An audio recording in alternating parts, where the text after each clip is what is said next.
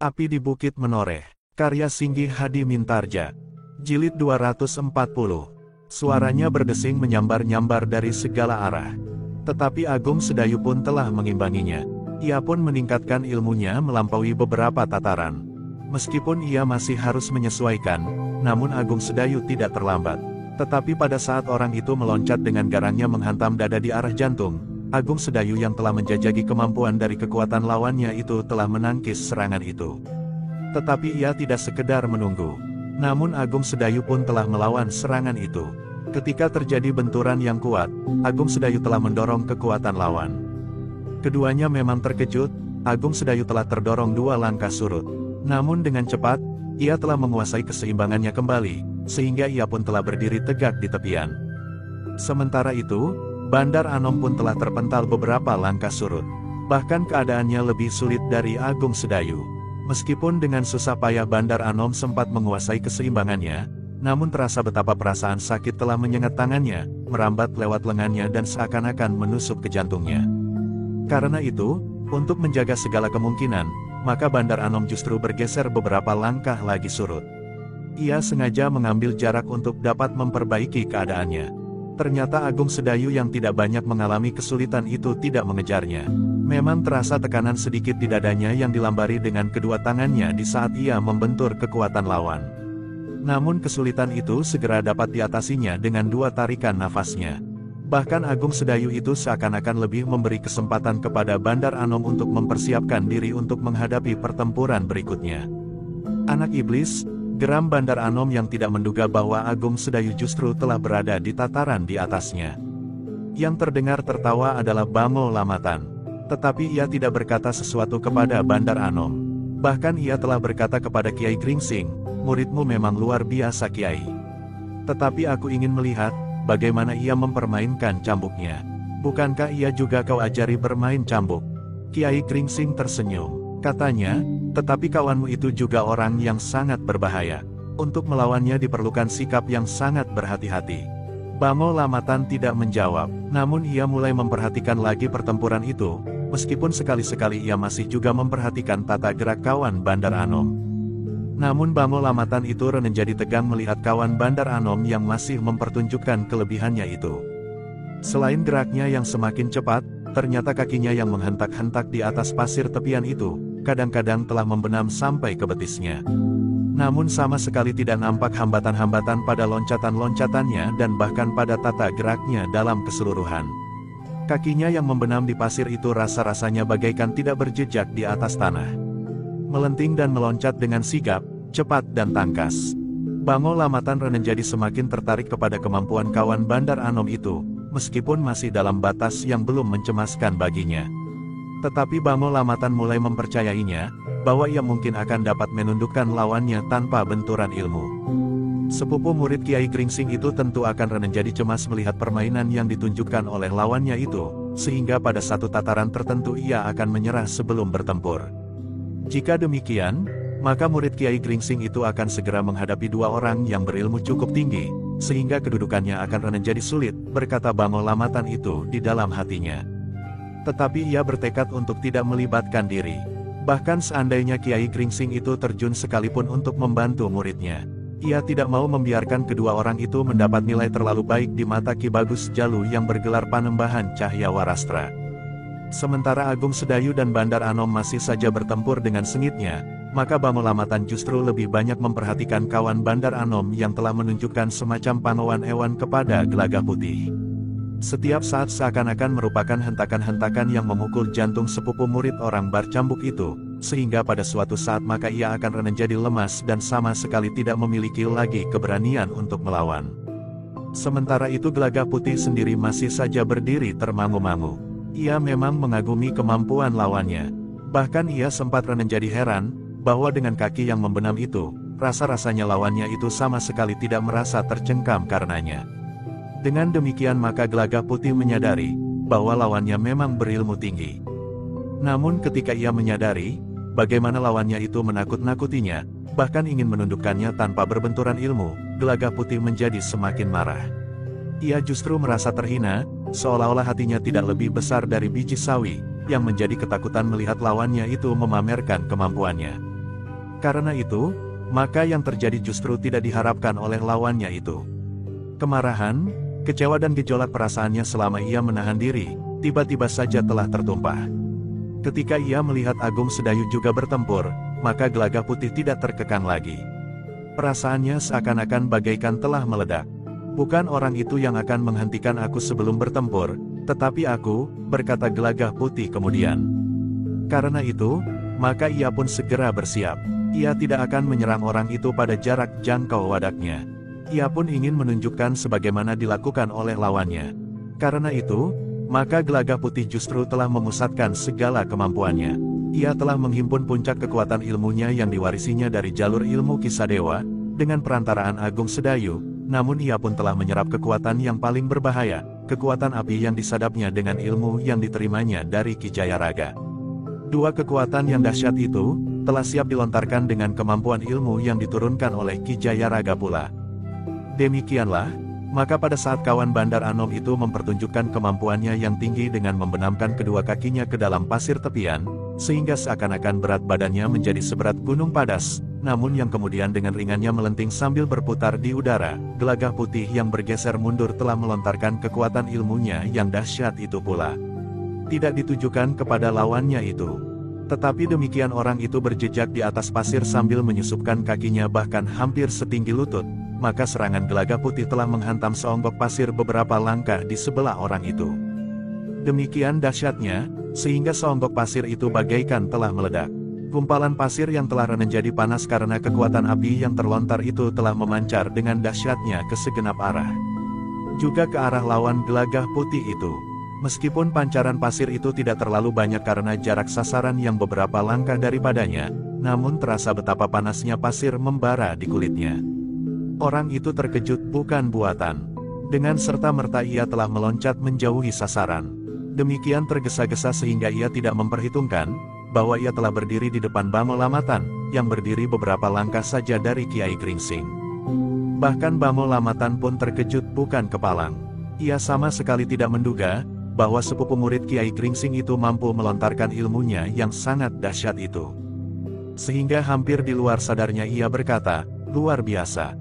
Bukan saja ilmunya yang jarang ada bandingnya, tetapi juga kejujurannya. Ia tidak dengan diam-diam menyerang lawannya. Bahkan ia telah melangkah surut memperpanjang jarak dan menyerang beberapa langkah dari lawannya. Jika saja serangan itu sengaja diarahkan kepada lawannya, maka ia tentu telah menjadi lumat. Anak itu memang bukan pembunuh, berkata Kiai Gringsing. Ya, tetapi dari mana anak itu mendapatkan ilmu yang dahsyat itu? Desis Bamo Lamatan. Kiai Gringsing tersenyum. Orang tua itu tiba-tiba telah terpengaruh sikap Gelagah Putih dan ikut menakut-nakuti Bamo Lamatan. Anak itu selain sepupu Agung Sedayu, ia pun muridnya juga. Murid Agung Sedayu, ulang Bamo Lamatan. Ya, jawab Kiai Gringsing. Cucu murid Kiai Gringsing. Bamo Lamatan menegaskan. Ya, jawab Kiai Gringsing. Tetapi aku tidak pernah melihat ciri yang nampak pada anak itu pernah ditunjukkan oleh Kiai Gringsing, baik sebagai orang bercambuk maupun sebagai siapa saja yang segala macam itu.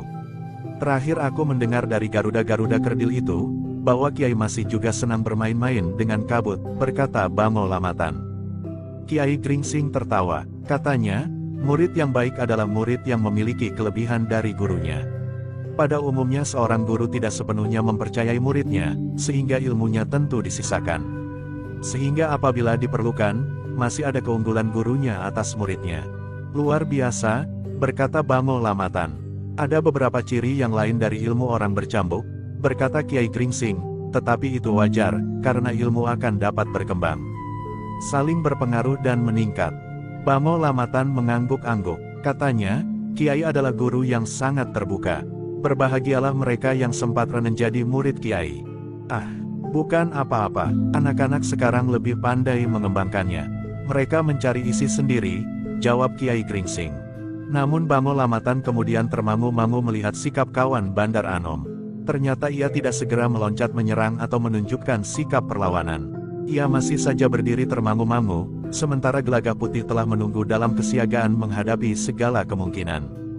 Bamo Lamatan pun kemudian melangkah maju sambil menggamit kawan Bandar Anom itu. Katanya, kau berilmu tinggi, sebagaimana sudah kau perlihatkan. Kau dapat membuat tubuhmu lebih berat dari timah, membuat tanganmu berasap dan mampu bergerak secepat sikatan menyambar belalang. Tetapi lawanmu tiba-tiba saja juga telah menunjukkan ilmunya yang dahsyat itu, yang agaknya memang akan mampu mengimbangimu. Orang itu masih saja nampak ragu-ragu, sehingga Bamo Lamatan yang tidak sabar telah mendorongnya maju. Namun ternyata orang itu menggeleng sambil berkata, "Aku tidak mau mati dengan cara yang sangat mengerikan itu."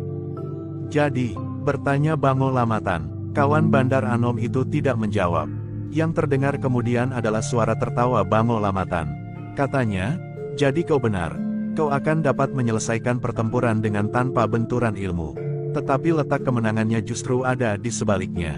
Kau sadari bahwa dengan demikian kau telah dikalahkannya, dan ia akan dapat berbuat apa saja atasmu, termasuk membunuhmu."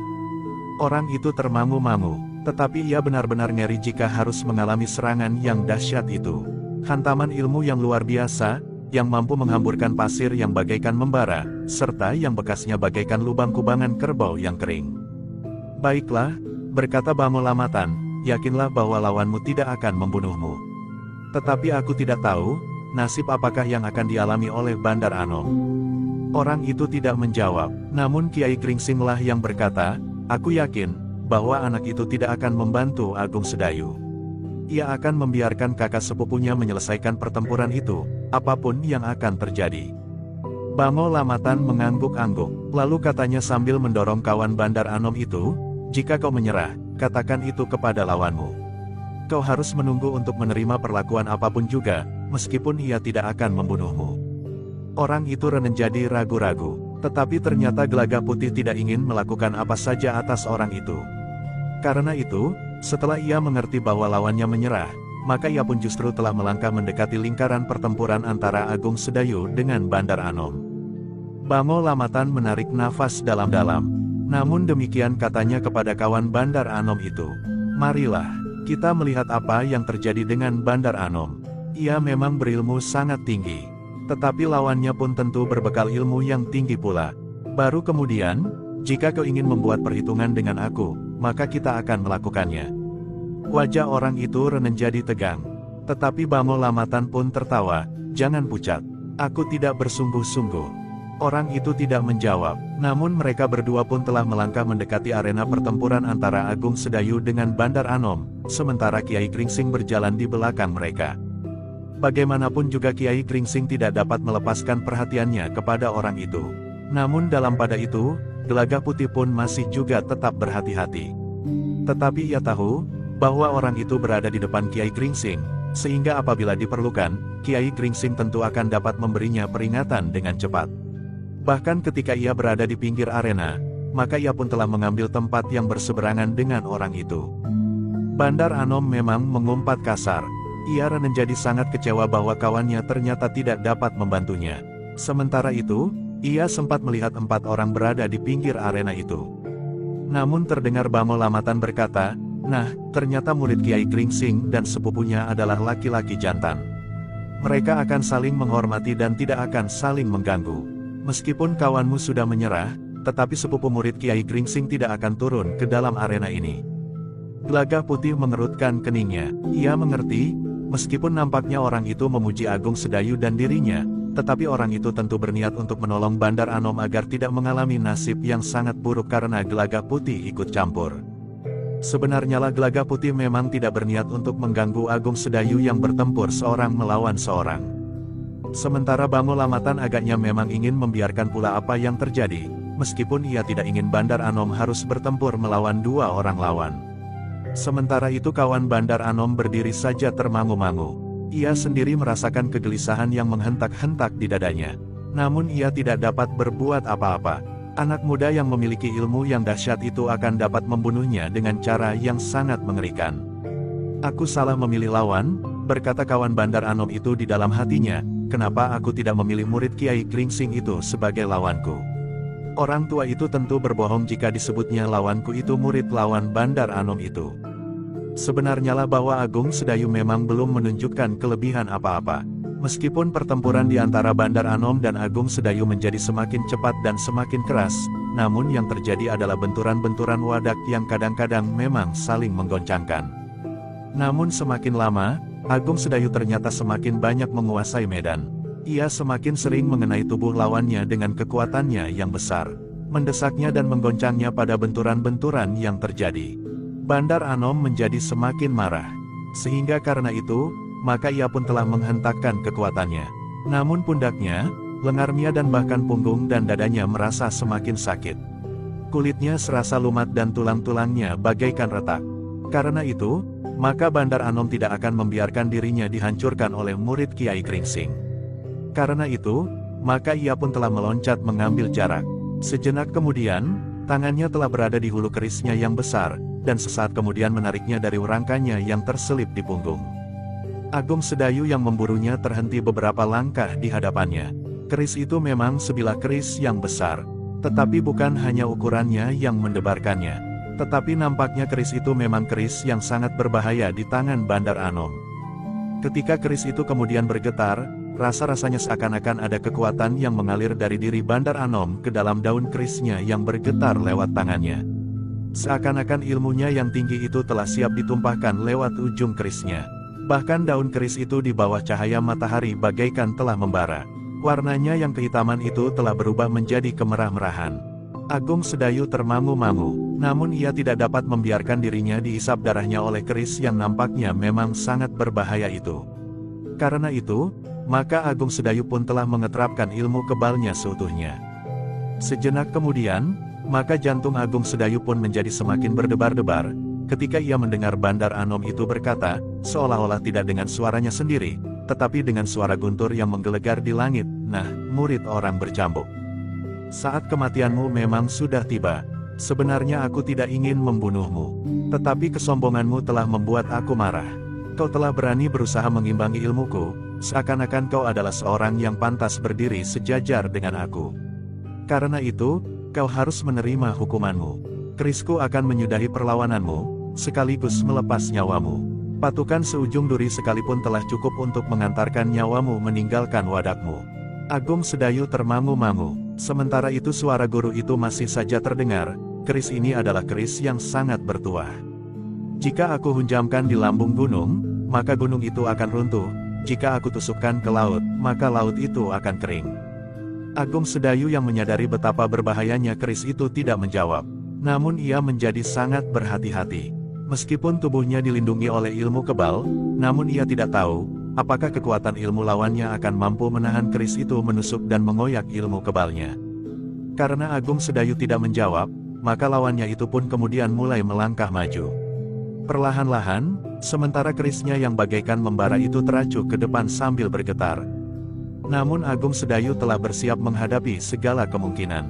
Demikianlah, maka sejenak kemudian, orang yang bersenjata keris itu telah meloncat sambil mengayunkan kerisnya. Demikian derasnya sehingga desingnya bagaikan mengoyak selaput telinga. Tetapi Agung Sedayu sudah bersiap sepenuhnya, sehingga karena itu maka ia pun telah melenting menghindar meskipun ia berselubung ilmu kebal. Sejenak kemudian, maka telah terjadi pertempuran yang sengit. Bandar Anom itu menjadi semakin marah, justru karena Agung Sedayu tidak mempergunakan senjata apapun, meskipun ia melihat senjatanya yang bagaikan membara serta getar ilmunya di ujung keris itu. Namun ternyata bahwa Bandar Anom tidak segera dapat menyentuh kulit Agung Sedayu. Mula-mula Bandar Anom masih menganggap bahwa Agung Sedayu memiliki kemampuan bergerak cepat sekali. Namun kemudian, sekali-sekali terasa sentuhan daun senjatanya, tetapi tidak melukai tubuh lawannya. Karena itu, maka tiba-tiba saja Bandar Anom itu menggeram, "Kau berlindung di balik ilmu kebal." Agung Sedayu tidak menjawab, namun ketika meloncat surut, Bandar Anom tidak segera memburunya. Bukan saja Bandar Anom yang menjadi berdebar-debar, tetapi Bango Lamatan pun menjadi berdebar-debar pula. Hampir di luar sadarnya ia berdesis kepada Kiai Gringsing, "Kau ajari muridmu mempergunakan ilmu kebal. Kenapa tidak kau ajari muridmu melindungi dirinya dengan cambuknya?" Kiai Gringsing menarik nafas dalam-dalam. Katanya, "Muridku meriadap ilmu dari seluruh penjuru langit." Bango Lamatan tidak menyahut lagi. Ia melihat Bandar Anom yang mengerahkan puncak kemampuannya. Getar ujung kerisnya menjadi semakin mendebarkan. Bara yang kemerah-merahan itu pun rasa-rasanya menjadi semakin panas. Dengan lantang ia berkata, "Jika aku tidak mampu menembus ilmu kebalmu, biarlah aku menyembahmu di sepanjang perjalananmu." Agung Sedayu pun menjadi berdebar-debar. Agaknya Bandar Anom telah menuangkan ilmunya sampai tuntas. Karena itu, maka ia pun harus menjadi semakin berhati-hati. Sebenarnya lah sejenak kemudian, Bandar Anom itu telah menyerang lagi. Demikian cepatnya sehingga daun kerisnya yang bagaikan membara itu berputaran, membentuk semacam kabut yang kemerah-merahan. Ternyata Kiai Kringsing sempat menjadi tegang. Sementara Bamo Lamatan berkata, kabut itu berbeda dengan permainan kabut orang bercambuk. Kiai Kringsing hanya mengangguk-angguk, tetapi ia tidak menyahut. Namun dalam pada itu, Kiai Kringsing, Bamo Lamatan bahkan Gelagah Putih dan orang yang telah ditundukkannya itu terkejut. Dalam pertempuran yang sengit dan cepat, tiba-tiba saja mereka melihat Agung Sedayu meloncat mundur beberapa langkah. Ternyata ujung keris itu telah mengoyakkan baju Agung Sedayu di lengannya. Dan bahkan nampak luka seujung tusukan duri randu alas di lengannya itu. Bandar Anom tidak memburunya, bahkan kemudian terdengar ia tertawa berkepanjangan. Dengan lantang ia berkata, "Kau tahu, senjataku mengandung racun yang sangat tajam. Karena itu, aku beri kesempatan kau minta diri kepada gurumu, kepada sepupumu dan kepada langit dan bumi. Sebentar lagi kau akan mati. Ilmu kebalmu tidak mampu melindungimu dari kematian meskipun mampu menahan tusukan kerisku, sehingga hanya ujungnya sajalah yang mampu menyentuh kulitmu. Tetapi luka yang betapapun kecilnya itu akan berarti kematian bagimu." Agung Sedayu tidak menjawab, sementara Bamo Lamatan pun dengan nada cemas berkata, "Kiai, jika kau tidak mengobatinya dengan cepat, maka racun yang sangat tajam itu akan dapat membunuh muridmu. Aku kagumi kekuatannya sehingga mampu menembus ilmu kebal muridku. Ternyata Bandar Anom memang berilmu tinggi. Sudah sepantasnya ia mendapat kepercayaan dari Kecuruk Putih untuk menyertaimu menemuiku.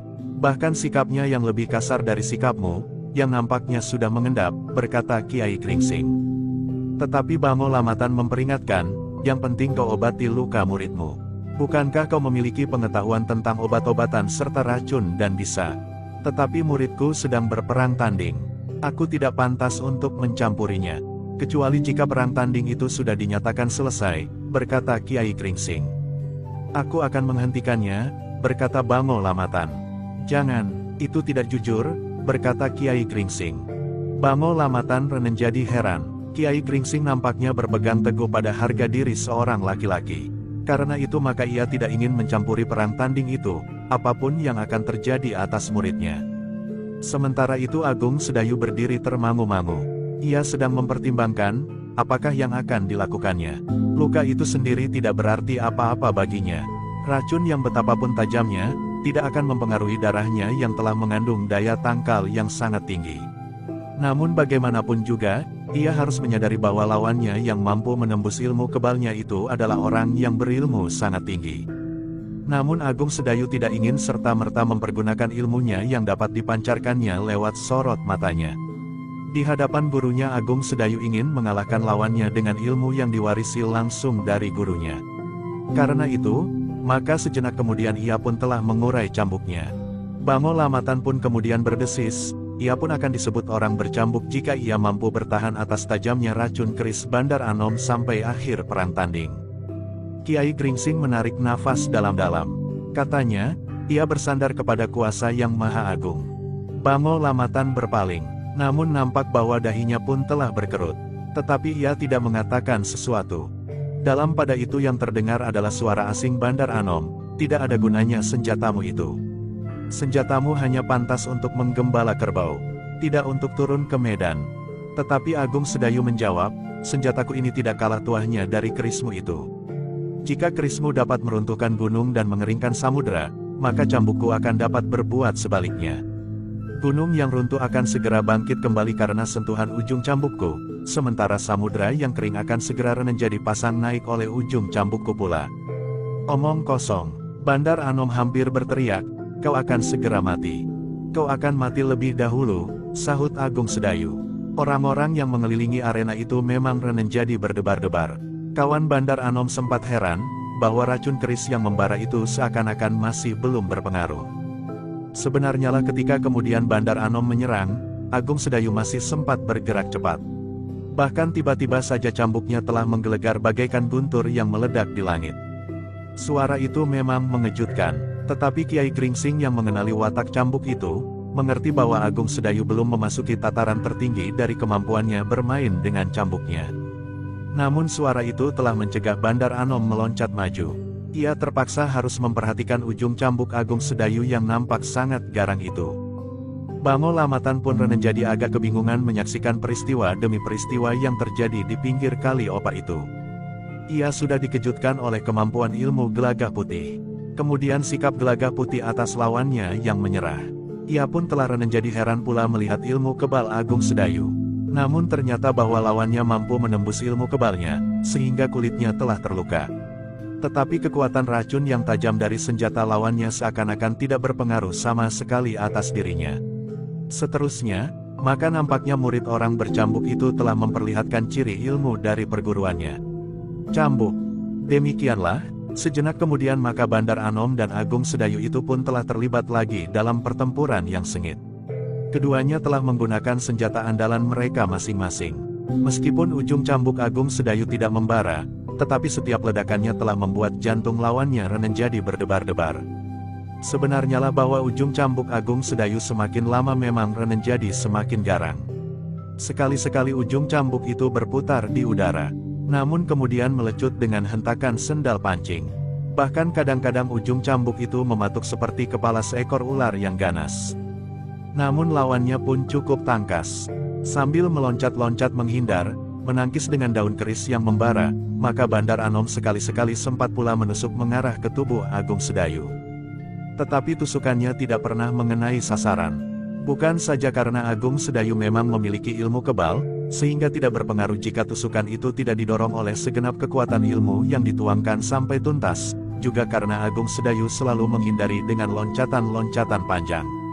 Sementara lawannya mencoba untuk memburunya, maka ujung cambuknya segera berputar dengan cepatnya. Bandar Anom memang telah mencoba untuk memotong juntai cambuk Agung Sedayu dengan kerisnya, tetapi ia selalu gagal. Ternyata juntai cambuk itu tidak mudah putus meskipun daun kerisnya itu tajam seperti pisau pencukur, dan bahkan panas seperti bara. Bahkan rasa-rasanya ujung cambuk Agung Sedayu itu selalu mengejarnya kemanapun ia menghindar, seakan-akan di ujung cambuk itu terdapat alat penglihatan yang tajam. Karena itu, maka Bandar Anom itu benar-benar harus mengerahkan kemampuannya, keterampilannya dan ilmunya. Sekali-sekali ia memang berhasil menyusup pertahanan cambuk Agung Sedayu, tetapi itu tidak berarti apa-apa. Bahkan sekali-sekali ujung cambuk itu pun telah mulai menyentuhnya. Meskipun Agung Sedayu masih belum menapak pada puncak kemampuannya, namun sentuhan ujung cambuknya yang berkarah baja itu sempat mengoyak kulit Bandar Anom, sehingga Bandar Anom harus meloncat menjauh. Gila, geram Bandar Anom. Bango Lamatan pun berdesis, bukan main. Sebenarnya lah darah mulai mengucur dari luka yang terdapat di pundak Bandar Anom. Luka yang cukup dalam menganga karena sentuhan ujung cambuk yang diayunkan sendal pancing. Muridmu memang luar biasa Kiai, berkata Bango Lamatan kemudian. Aku tidak mengira bahwa ia begitu mudah mengatasi Bandar Anom. Aku memang mengira bahwa keduanya akan kurang seimbang. Namun yang aku lihat sekarang, bukan lagi kurang seimbang, karena muridmu mempunyai jauh lebih banyak kelebihan dari Bandar Anom. Perang tanding itu belum berakhir Kisanak, jawab Kiai Gringsing. Jangan berpura-pura lagi Kiai, sahut Bango Lamatan sambil bergeser mendekat. Kau tentu sudah tahu sejak beberapa saat sebelumnya, bahwa muridnya akan dapat menguasai medan. Aku memang melihat kadang-kadang dahi Kiai berkerut. Namun pada saat terakhir, Kiai tentu sudah yakin. Bahkan aku pun yakin, bahwa murid Kiai itu belum sampai puncak tertinggi dari ilmunya, sementara ia sudah tidak lagi terjangkau oleh kemampuan Bandar Anom. Aku tidak berpura-pura Bango Lamatan. Aku adalah orang tua, agaknya aku lebih berhati-hati menilai keduanya. Siapa tahu, bahwa Bandar Anom masih mempunyai ilmu simpanan, sahut Kiai Gringsing. Tidak, jika ia masih memilikinya, tentu sudah dipergunakannya, karena keadaannya memang sudah benar-benar menjadi sulit, jawab Bango Lamatan. Namun Kiai Gringsing tidak menjawab lagi. Ia memang melihat bahwa agaknya Bandar Anom tidak lagi mampu mengimbangi kemampuan Agung Sedayu, yang diketahuinya masih belum sampai pada kemampuannya yang tertinggi. Masih ada beberapa tataran ilmu yang dapat didaki lebih tinggi lagi. Agung Sedayu dalam kemampuan tertinggi dari ilmu kebalnya, maka kekuatan ilmu itu seakan-akan dapat memanasi udara di sekitarnya. Agung Sedayu pun belum nampak mempergunakan ilmu meringankan tubuhnya, yang dapat membuat lawannya kebingungan. Juga kemampuannya membuat dirinya rangkap. Lebih-lebih ilmunya yang paling meyakinkan, kekuatan yang dipancarkan dari sorot matanya. Kiai Gringsing menyadari, bahwa tidak semua kemampuan Agung Sedayu itu diwarisinya dari dirinya sebagai gurunya. Tetapi Agung Sedayu mampu menyadap ilmu dari manapun juga. Sebagai kawan dalam pengembaraan dengan Panembahan Senapati dan Pangeran Benawa, maka Agung Sedayu telah memiliki berbagai macam ilmu, sehingga ia benar-benar menjadi seorang yang mumpuni. Kiai, berkata Bamo Lamatan selanjutnya, aku benar-benar tidak mengira bahwa murid Kiai itu memiliki kemampuan yang sulit dijajaki. Ternyata murid Kiai itu, di samping memiliki ilmu kebal, juga penangkal racun. Meskipun Bandar Anom mampu menembus ilmu kebalnya, menggoreskan daun kerisnya yang beracun tajam ke tubuh murid Kiai itu, tetapi racun itu tidak dapat mempengaruhi aliran darahnya. Ia masih tetap tegar, dan bahkan menguasai medan. Kiai Gringsing masih tetap tidak menjawab. Sementara Bamo Lamatan berkata, kemampuan murid Kiai telah menggelitik aku untuk menjajakinya. Jangan kehilangan akal, berkata Kiai Gringsing. Kau termasuk orang yang disegani karena kau terhitung dari angkatan tua, meskipun tidak setua aku. Kau tentu tidak akan tertarik bermain dengan anak-anak. Bamo Lamatan tidak menjawab, tetapi keningnya berkerut semakin dalam. Sementara itu pertempuran antara Agung Sedayu dan Bandar Anom itu menjadi semakin sengit. Bandar Anom benar-benar telah menggerahkan segenap kemampuannya ditambah dengan kerisnya yang dibangga-banggakan. Namun yang ternyata tidak berhasil menghentikan aliran darah dan perlawanan Agung Sedayu. Namun Bamo Lamatan kemudian melihat Bandar Anom menghentakkan segala kekuatannya. Ia tidak lagi berusaha menyerang. Tetapi dengan puncak kekuatannya ia berusaha untuk membentur hentakan-hentakan ujung cambuk Agung Sedayu. Ternyata usahanya itu mulai berpengaruh. Benturan antara kekuatan yang tersalur lewat ujung cambuk dengan keris Bandar Anom itu, rasa-rasanya telah mulai menyengat telapak tangan Agung Sedayu. Sedikit demi sedikit, di bawah lapisan ilmu kebalnya, ternyata bahwa kekuatan ilmu Bandar Anom benar-benar sangat besar. Karena itu, maka permainan cambuk Agung Sedayu pun telah berubah dan susut perlahan-lahan. Serangan-serangannya seakan-akan menemui kesulitan untuk menggapai kulit lawannya, bahkan bagaikan membentur tonggak baja. Tetapi hal itu justru telah mempersulit kedudukan Bandar Anom. Agung Sedayu tidak lagi sekedar bermain-main dengan cambuknya. Justru pada saat Bamo Lamatan mulai melihat kelemahan Agung Sedayu, maka hentakan cambuk Agung Sedayu kemudian tidak lagi meledak seperti guntur di langit. Suaranya seakan-akan menjadi lunak, namun getarannya telah menghentak setiap dada. Bamo Lamatan yang berilmu tinggi terkejut. Ia merasa getaran udara yang sangat tajam, betapapun lembutnya menyentuh rongga dadanya. Sebenarnya lah bahwa Bandar Anom tidak lagi mampu bertahan. 3-4 kali Agung Sedayu menghentakkan cambuknya dengan kemampuan puncaknya dalam permainan cambuk itu yang diwarisinya sebagai murid orang bercambuk. Ternyata Bandar Anom benar-benar telah kehilangan kesempatan. Ketika ujung cambuk itu menyentuh kulitnya meskipun hanya seujung rambut, maka akibatnya telah jauh berbeda. Sentuhan kecil pada lambungnya telah melemparkan Bandar Anom itu beberapa langkah surut. Dengan kerasnya ia terbanting jatuh.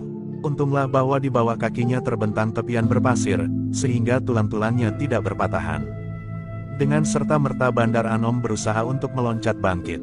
Tetapi demikian ia tegak, maka ia pun telah terhuyung-huyung, dan bahkan akhirnya telah kehilangan keseimbangannya. Perlahan-lahan Bandar Anom itu jatuh pada lututnya dengan bertelekan dengan kedua tangannya di pasir. Sementara itu titik-titik darah mengalir dari luka-luka di tubuhnya. Namun Bandar Anom itu sempat mengumpat kasar. Sejenak kemudian ia teringat akan kerisnya. Namun ternyata kerisnya itu sudah tergolek beberapa langkah daripadanya. Semua mata memang mengikuti pandangan mata Bandar Anom. Juga Agung Sedayu. Dilihatnya keris itu terbaring di atas pasir. Daunnya tidak lagi nampak kemerah-merahan bagaikan bara. Agaknya sentuhan keris itu dengan telapak tangan Bandar Anom lah yang membuat keris itu menyala. Wajah Bamo Lamatan menjadi tegang sejenak. Ia melihat Bandar Anom tidak akan mungkin melanjutkan perlawanan. Sementara itu Agung Sedayu berdiri beberapa langkah daripadanya. Tangan kanannya menggenggam tangkai cambuknya, sedang tangan kirinya memegangi ujung juntainya. Anak iblis, geram Bandar Anom, cambukmu mengandung roh setan alasan. Agung Sedayu tidak menjawab. Ia melihat orang itu menjadi semakin lemah. Namun dalam pada itu, Kiai Gringsing pun berkata kepada Bamo Lamatan, ia memerlukan pertolongan. Muridmu memang luar biasa, Geram Bamo Lamatan, ilmunya yang tinggi rasa-rasanya seperti menantang aku. Ia harus ditundukkan, agar tidak menjadi sombong dan salah menilai kemampuan orang-orang yang berdiri di barisan Panembahan Cahya Warastra. Kenapa kau menjadi seperti orang mabuk? Atau kau biarkan Bandar Anom itu mati? Bertanya Kiai Gringsing. Bamo Lamatan termangu-mangu, namun kemudian ia bertanya kepada Kiai Gringsing, apa maksud Kiai? Aku akan mengobatinya, ia tidak perlu mati, berkata Kiai Gringsing. Aku tahu, Kiai akan memperalatnya untuk menceritakan pengalamannya, sehingga orang-orang akan menjadi kagum dan ketakutan jika mereka bertemu dengan muridmu atau sepupunya, sahut Bamo Lamatan. Kau terlalu berprasangka buruk, sahut Kiai Gringsing, jika hanya itu, maka kau akan menjadi alat yang paling baik, atau kawan Bandar Anom itu. Tetapi lihat, jika Bandar Anom mati, maka itu adalah karena kesalahanmu. Kiai, desis Bamo Lamatan. Nah, beri kesempatan aku mencoba mengobatinya. Meskipun segala sesuatunya tergantung kepada Yang Maha Agung, tetapi kita menang berusaha, berkata Kiai Gringsing. Bamo Lamatan termangu-mangu, namun katanya, terserah kepada Kiai. Tetapi yang dilakukan oleh murid Kiai merupakan satu tantangan buatku. Ia mengalahkan Bandar Anom dengan cara yang terlalu mudah. Karena itu aku ingin mengukur sampai seberapa tinggi tingkat ilmu yang telah disadapnya dari kaki langit di semua penjuru bumi. Kiai Gringsing memang menjadi berdebar-debar. Ia tahu bahwa Bamo Lamatan adalah termasuk orang tua yang memiliki kematangan bersikap di dalam olah kanuragan, meskipun tidak setua Kiai Gringsing sendiri. Karena itu, maka ia menjadi ragu-ragu. Agung Sedayu masih terlalu muda untuk mengimbanginya. Bukan saja umurnya, tetapi juga pengalamannya. Namun Bamo Lamatan itu berkata, jika aku tidak memberinya sedikit peringatan, maka ia akan menjadi orang yang berbahaya bagi kesatuan yang telah disusun dengan susah payah oleh Panembahan Cahya Warastra. Beberapa tahun ia menghimpun kekuatan dari padepokan-padepokan yang tersebar. Sebelumnya padepokan-padepokan itu telah bertindak sendiri-sendiri, yang ternyata tidak berhasil sama sekali. Bahkan beberapa padepokan telah dihancurkan oleh Panembahan Senapati. Kau telah bermimpi buruk Bamo Lamatan, berkata Kiai Gringsing, sementara salah seorang di antara kawan-kawanmu menghadapi saat-saat yang paling gawat. Bamo Lamatan masih akan menjawab, namun mereka pun kemudian melihat Bandar Anom itu tidak lagi dapat bertahan duduk. Ia pun telah terguling dan jatuh terbaring di atas pasir tepian. Bamo Lamatan menarik nafas dalam-dalam. Namun katanya kemudian, tolonglah orang itu Kiai. Tetapi ternyata bahwa kekerdilan ilmunya sangat memalukan Panembahan Cahya Warastra. Apalagi kawannya yang ternyata hanya pandai berloncatan seperti seekor tupai di pohon kelapa.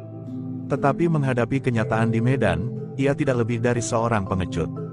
Karena itu, aku harus menunjukkan tataran yang sepantasnya bagi para pendukung gagasan Panembahan Cahya Warastra. Gagasan yang akan memberikan kesejahteraan tertinggi bagi padepokan-padepokan yang tersebar di atas tanah air. Kiai Gringsing tidak menjawab lagi. Tetapi ia pun telah melangkah mendekati Bandar Anom yang terbaring di atas pasir tepian. Tanpa menghiraukan Bamo Lamatan, maka Kiai Gringsing telah melihat luka di tubuh Bandar Anom. Kiai Gringsing memang mengagumi kemampuan Agung Sedayu. Sebagai gurunya ia melihat, muridnya yang tua itu telah memiliki ilmu yang sangat tinggi. Bukan saja ilmu yang pernah diberikannya, tetapi juga ilmu yang ditemukan oleh muridnya itu sendiri dengan laku yang jarang ditempuh oleh orang lain. Menurut pengamatannya, Bandar Anom bukannya orang yang lemah. Ia berilmu tinggi dan memiliki kekuatan yang sangat besar, serta dibekali dengan senjata yang dengan dukungan kesatuan antara keterampilan dan ilmunya, telah menjadi senjata yang mendebarkan. Namun bekas sentuhan ujung cambuk itu menunjukkan, betapa tingginya ilmu Agung Sedayu itu. Sejenak kemudian, dengan seksama Kiai Gringsing memperhatikan luka itu. Setelah menyingkap baju dan ikat pinggang Bandar Anom, maka Kiai Gringsing pun telah menaburkan obat yang dibawanya. Obat yang bukan saja mempunyai kekuatan untuk memampatkan darah yang mengalir dari luka, tetapi juga untuk meningkatkan daya tahan kulit daging di sekitar luka itu. Terdengar Bandar Anom mengaduh tertahan. Obat itu memang terasa pedih di lukanya. Bahkan ia sempat bertanya tersendat, apakah kau sedang membunuhku dengan racun? Tidak, jawab Kiai Gringsing, aku sedang mengobatimu. Meskipun demikian, kehendak Yang Maha Agunglah yang akan terjadi. Agaknya Bandar Anom tetap mencurigainya. Tetapi ia tidak dapat mencegah sendiri, sehingga karena itu, maka ia pun berdesis, Bamo Lamatan. Apakah yang dikerjakannya? Bango Lamatan bergeser mendekat. Sambil berdiri bertolak pinggang ia berkata, aku memang sudah menduga bahwa kau tidak akan dapat mengimbangi kemampuan murid orang bercambuk, yang nampaknya sudah mampu menyamai gurunya itu. Tetapi aku tidak mengira bahwa kau tiba-tiba saja menjadi seperti kanak-kanak yang kebingungan, meskipun kau sudah mempergunakan keris pusakamu. Persetan kau, desis Bandar Anom sambil menahan sakit. Sekarang kau dirawat oleh Kiai Gringsing yang pernah mendapat sebutan orang bercambuk itu, yang nampaknya sebutan itu juga akan menurun kepada muridnya, berkata Bango Lamatan. Bandar Anom memang tersinggung, tetapi ia pun kemudian justru menyeringai menahan pedih yang menyengat. Apalagi setelah luka itu ditaburi obat oleh Kiai Gringsing. Namun perlahan-lahan perasaan pedih itu menjadi surut. Bahkan kemudian perasaan sakitnya pun telah berkurang. Tolonglah, kita bawa tubuh ini ke bawah pohon turi itu, berkata Kiai Gringsing. Bango Lamatan ternyata tidak dapat membantah. Dengan isyarat Kiai Gringsing minta Gelagah Putih dan Agung Sedayu untuk membantu pula. 4 orang, termasuk lawan Gelagah Putih, telah mengusung tubuh itu. Sementara Kiai Gringsing mengikuti di belakang. Diletakkannya tubuh yang terluka itu di bawah lindungan daun turi yang rimbun, yang tumbuh di lereng tanggul sungai. Namun, demikian tubuh itu diletakkan, Bango Lamatan pun berkata, aku tetap pada pendirianku Kiai. Aku akan menundukkan muridmu. Ia tidak boleh menjadi sombong dan menganggap bahwa para pendukung gagasan Panembahan Cahya Warastra adalah sekedar orang-orang yang tidak berarti. Wajah Kiai Gringsing menjadi tegang sejenak. Namun kemudian ia pun tersenyum. Katanya, Bango Lamatan, nampaknya oleh Kecuruk Putih kau telah dipersiapkan untuk melakukannya atasku.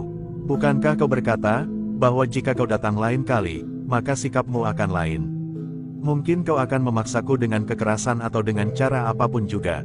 Sehingga jika aku tidak dapat menahan diri, maka kata-katamu itu dapat aku anggap sebagai satu tantangan. Bagaimana jika aku menerima tantanganmu itu? Aku akan memenuhi kata-kataku itu. Aku akan kembali menghadap Panembahan Cahya Warastra. Jika aku diberi wewenang, aku memang akan datang lagi. Apapun tugas yang dibebankan kepadaku. Kali ini aku memang tidak boleh bertindak apapun juga. Bahkan aku tidak boleh menyakiti hati Kiai, berkata Bango Lamatan. Jika kau berbuat sesuatu atas muridku, apakah itu bukan satu sikap yang menyakiti hatiku? Bertanya Kiai Gringsing. Tidak, Kiai tidak boleh sakit hati, karena itu adalah akibat wajar dari seseorang yang memasuki dunia kanuragan, berkata Bango Lamatan. Kiai Gringsing masih akan menjawab lagi. Ia memang ingin mencegah benturan itu. Namun ternyata Agung Sedayu, yang biasanya lebih baik berdiam diri itu, menyahut, aku terima tantangannya guru. Gelagah Putih pun terkejut. Hal seperti itu tidak biasa dilakukan oleh Agung Sedayu. Namun Agung Sedayu berkata lebih lanjut, sebagaimana orang itu, maka aku pun ingin menunjukkan bahwa orang-orang yang tidak berada dalam kubu Panembahan Cahya Warastra adalah orang-orang yang tidak takut menghadapi akibat dari pilihannya. Aku belum bisa mengatakan, siapakah yang lebih tinggi ilmunya. Tetapi setidak-tidaknya bahwa kami bersikap atas dasar satu keyakinan yang kami pertahankan apapun akibatnya. Kiai Gringsing menarik nafas dalam-dalam. Namun ia pun kemudian berkata, baiklah Bango Lamatan. Kau telah mendengar sendiri kesediaan muridku. Tetapi bagaimanapun juga, persoalannya adalah persoalanku dengan kau.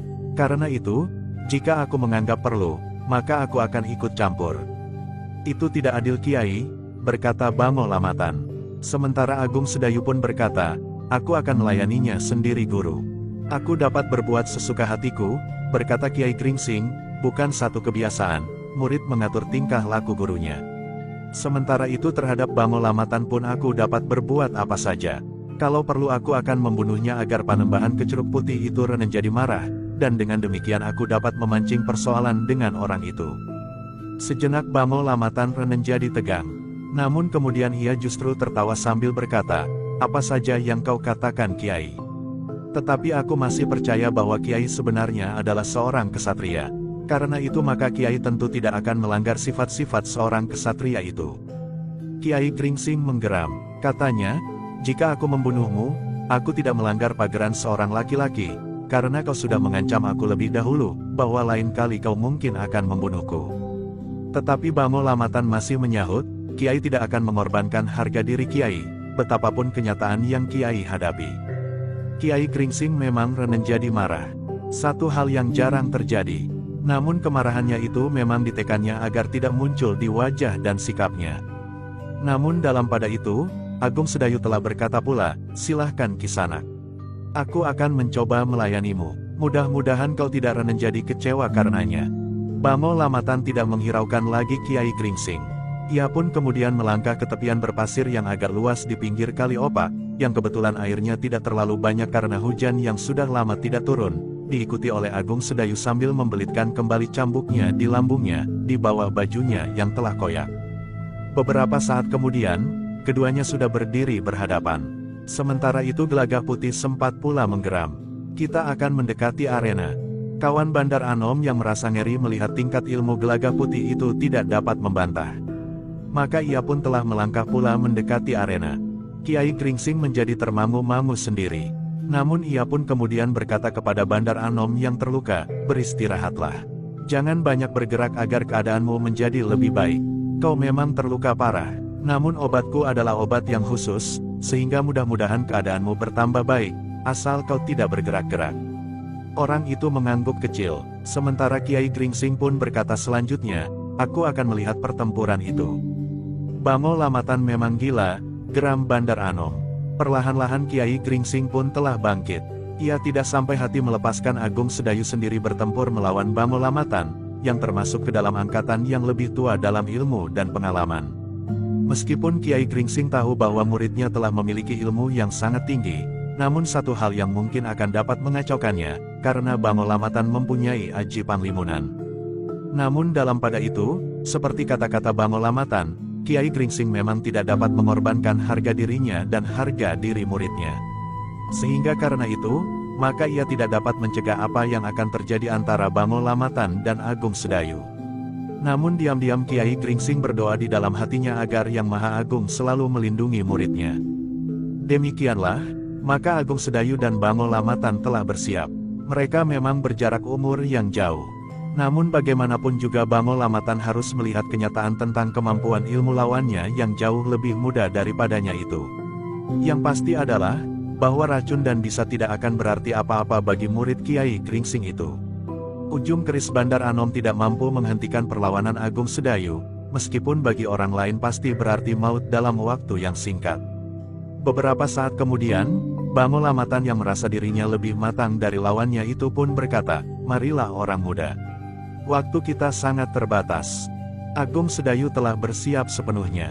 Katanya, "Marilah Kisanak. Bukankah aku sekedar melayanimu?" Bamo Lamatan mengerutkan keningnya. Orang muda itu agak berbeda dengan orang-orang muda yang sering ditemuinya, apalagi mereka yang sedikit berbekal ilmu. Biasanya mereka terlalu garang dan tergesa-gesa. Tetapi orang yang bernama Agung Sedayu, murid Kiai Gringsing yang bergelar orang bercambuk itu, nampak demikian tenangnya. Tidak nampak gejolak di wajahnya. Tidak nampak getar perasaannya yang melonjak-lonjak. Namun ia menghadapi lawannya dengan sikap yang matang. Jauh lebih matang dibandingkan dengan umurnya. Dengan demikian maka Bamo Lamatan merasa bahwa ia harus lebih berhati-hati. Sejenak kemudian, maka Bamo Lamatan telah mulai melangkah menyerang Agung Sedayu. Bukan serangan yang sesungguhnya, sementara Agung Sedayu pun telah bergeser. Namun sekejap kemudian Agung Sedayulah yang telah menyerangnya kembali. Tetapi keduanya masih dalam tingkat menjajaki kemampuan masing-masing. Tetapi gerak mereka semakin lama menjadi semakin cepat. Sekali-sekali Bamo Lamatan memang berusaha untuk dengan sungguh-sungguh mengenai Agung Sedayu. Ia tahu bahwa Agung Sedayu memakai perisai ilmu kebalnya. Namun dengan ilmunya yang tinggi, maka Bamo Lamatan akan dapat mengetahui ketahanan perisai ilmu kebal lawannya itu. Namun Agung Sedayu pun telah mengimbangi setiap gerak Bamo Lamatan, sehingga dengan demikian, maka pertempuran antara keduanya itu meningkat dengan cepat. Bamo Lamatan telah melihat tataran ilmu Agung Sedayu. Karena itu, maka ia tidak akan memanjaki dari lapisan ke lapisan. Ia harus langsung pada tataran yang tinggi dari ilmunya agar permainan mereka tidak berkepanjangan sebagaimana dilakukan oleh Bandar Anom. Karena itulah, maka beberapa saat kemudian, pertempuran itu pun telah menjadi semakin sengit. Serangan demi serangan datang beruntun, susul menyusul. Benturan-benturan pun mulai terjadi, sehingga keduanya semakin meyakini bahwa lawan mereka masing-masing adalah orang-orang berilmu tinggi. Bango Lamatan mulai mencoba untuk menembus perisai kebal Agung Sedayu dengan kekuatannya yang sangat besar. Sementara Agung Sedayu berusaha untuk mengelakkannya. Namun sekali-sekali ia pun harus membentur serangan Bango Lamatan yang datang begitu cepatnya, sehingga tidak mungkin untuk dihindarinya. Kekuatan ilmu Bango Lamatan memang sangat besar. Meskipun Agung Sedayu sudah meningkatkan ilmu kebalnya, namun masih terasa serangan lawannya itu mampu mengenai kulitnya. Serangan-serangan Bango Lamatan pun semakin lama menjadi semakin cepat. Bahkan kadang-kadang serangannya melibat dengan dahsyatnya. Serangan tangan dan kakinya datang beruntun seakan-akan tidak putus-putusnya, dengan dorongan kekuatan yang sangat besar.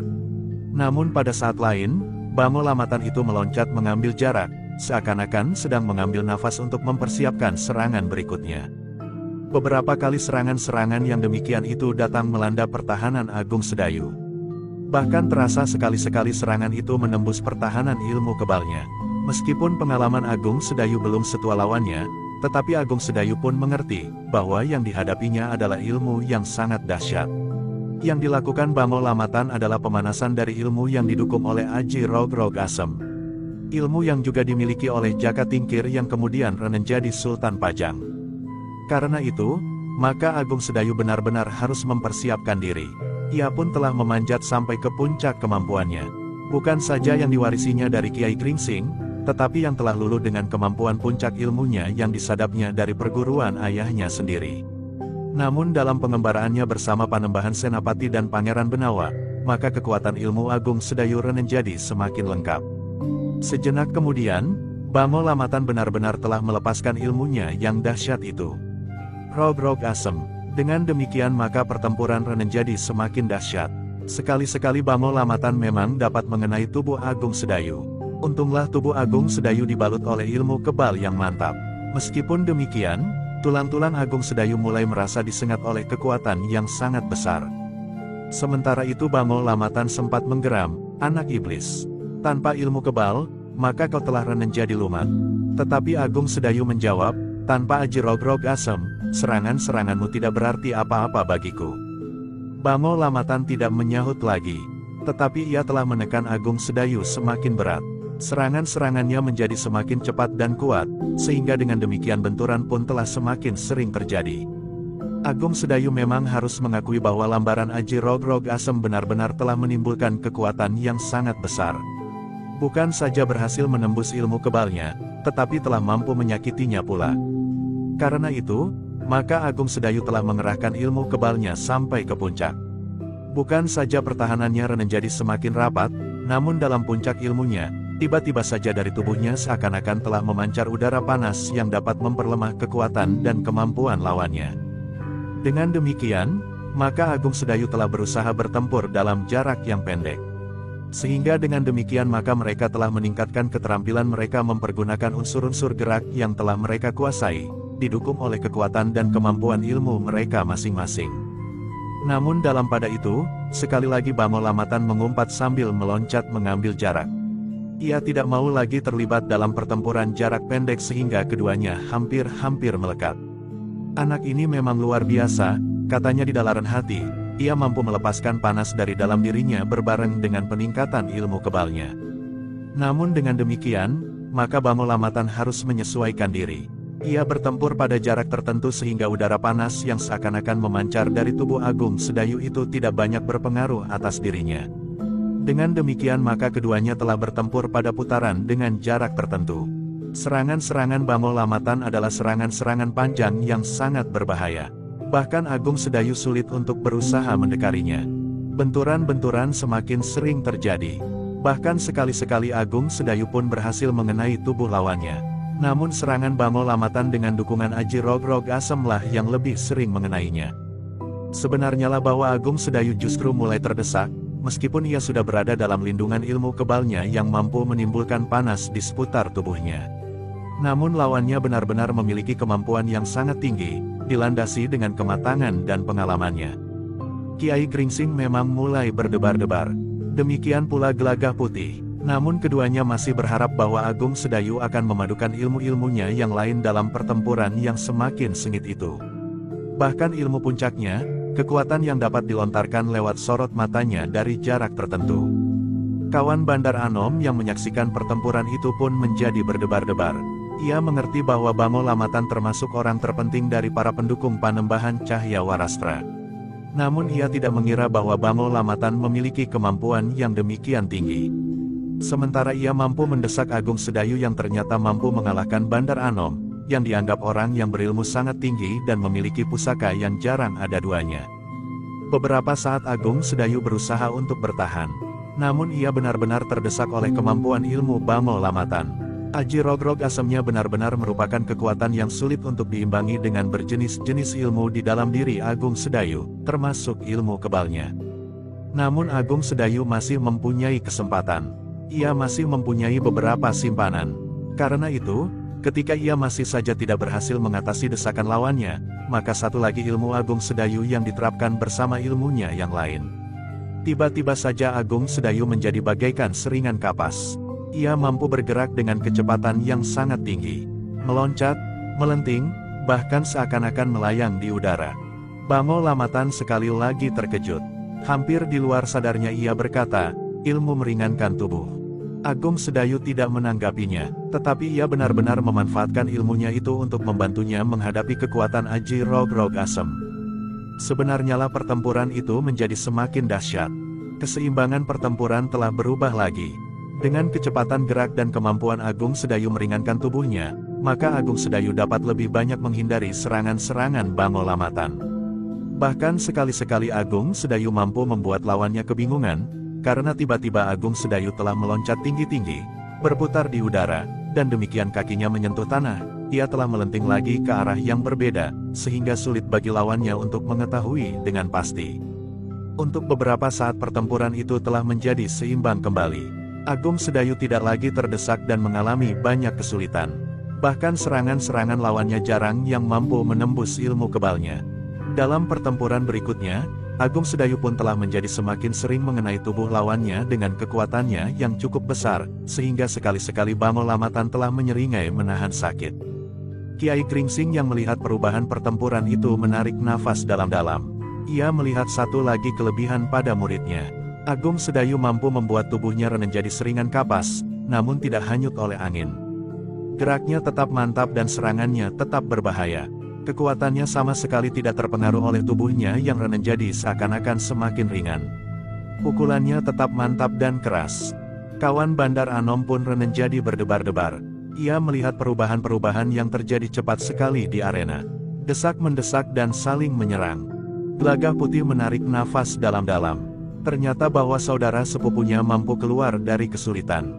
Bahkan kemudian nampak bahwa Agung Sedayu memiliki kesempatan lebih baik dari lawannya. Beberapa kali Bango Lamatan harus meloncat mengambil jarak. Bahkan serangan-serangannya mulai kehilangan sasaran, karena Agung Sedayu dengan cepat berpindah-pindah tempat. Kemarahan semakin membakar jantung Bango Lamatan. Ia tidak lagi sekedar ingin menundukkan Agung Sedayu untuk menunjukkan kekuatan para pendukung Panembahan Cahya Warastra, tetapi Bango Lamatan merasa dirinya benar-benar telah terlibat dalam perang tanding. Karena itu, maka ia pun tidak lagi mengekang dirinya.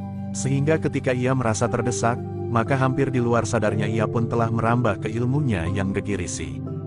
Ketika Bango Lamatan merasa tidak lagi mampu mengikuti kecepatan gerak Agung Sedayu yang mampu meloncat-loncat seperti seekor belalang, maka Bango Lamatan pun telah mengambil jarak dari lawannya.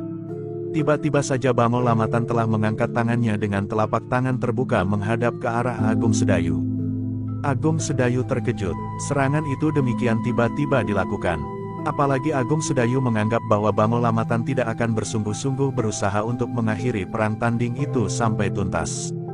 Karena itu, maka Agung Sedayu memang agak terlambat. Seleret cahaya telah meluncur dari kedua telapak tangan Bango Lamatan, menggumpal menjadi semacam seonggok api yang meluncur menyerang Agung Sedayu. Agung Sedayu memang telah berusaha untuk melenting menghindari serangan itu. Tetapi ternyata ia tidak terlepas sama sekali dari sambaran api itu. Namun untunglah bahwa tubuhnya dilindungi oleh ilmu kebal yang sangat kuat, sehingga dengan demikian, maka sebagian besar dari kekuatan serangan itu telah tertahan oleh perisai ilmu kebalnya itu. Meskipun demikian, panas api serangan itu masih terasa oleh Agung Sedayu, sehingga karena itu maka ia pun telah berdesah menahan panas yang menyengat itu. Namun ketahanan tubuh Agung Sedayu yang sangat tinggi dengan cepat mengatasi panas yang menyentuh kulitnya. Bango Lamatan memang sudah menduga bahwa kekuatan ilmunya tentu tidak sepenuhnya akan dapat mengenai Agung Sedayu karena kekuatan ilmu kebalnya. Dan ternyata kekuatan panas yang terlontar dari ilmunya itu hanya sebagian kecil saja yang berhasil menyusup ke belakang perisai ilmu kebal yang sudah diterapkan sampai ke puncak itu. Tetapi Bango Lamatan tidak menghentikan serangannya. Demikian Agung Sedayu menyentuh tanah, serangan itu telah diulanginya kembali, sehingga Agung Sedayu harus meloncat lagi tinggi-tinggi. Demikian berulang kali, sehingga Agung Sedayu harus berloncatan menghindari serangan yang datang beruntun. Namun Agung Sedayu tidak mau menjadi sasaran serangan yang tidak berkeputusan. Ia pun kemudian telah mempersiapkan dirinya, meskipun ia masih harus selalu menghindar.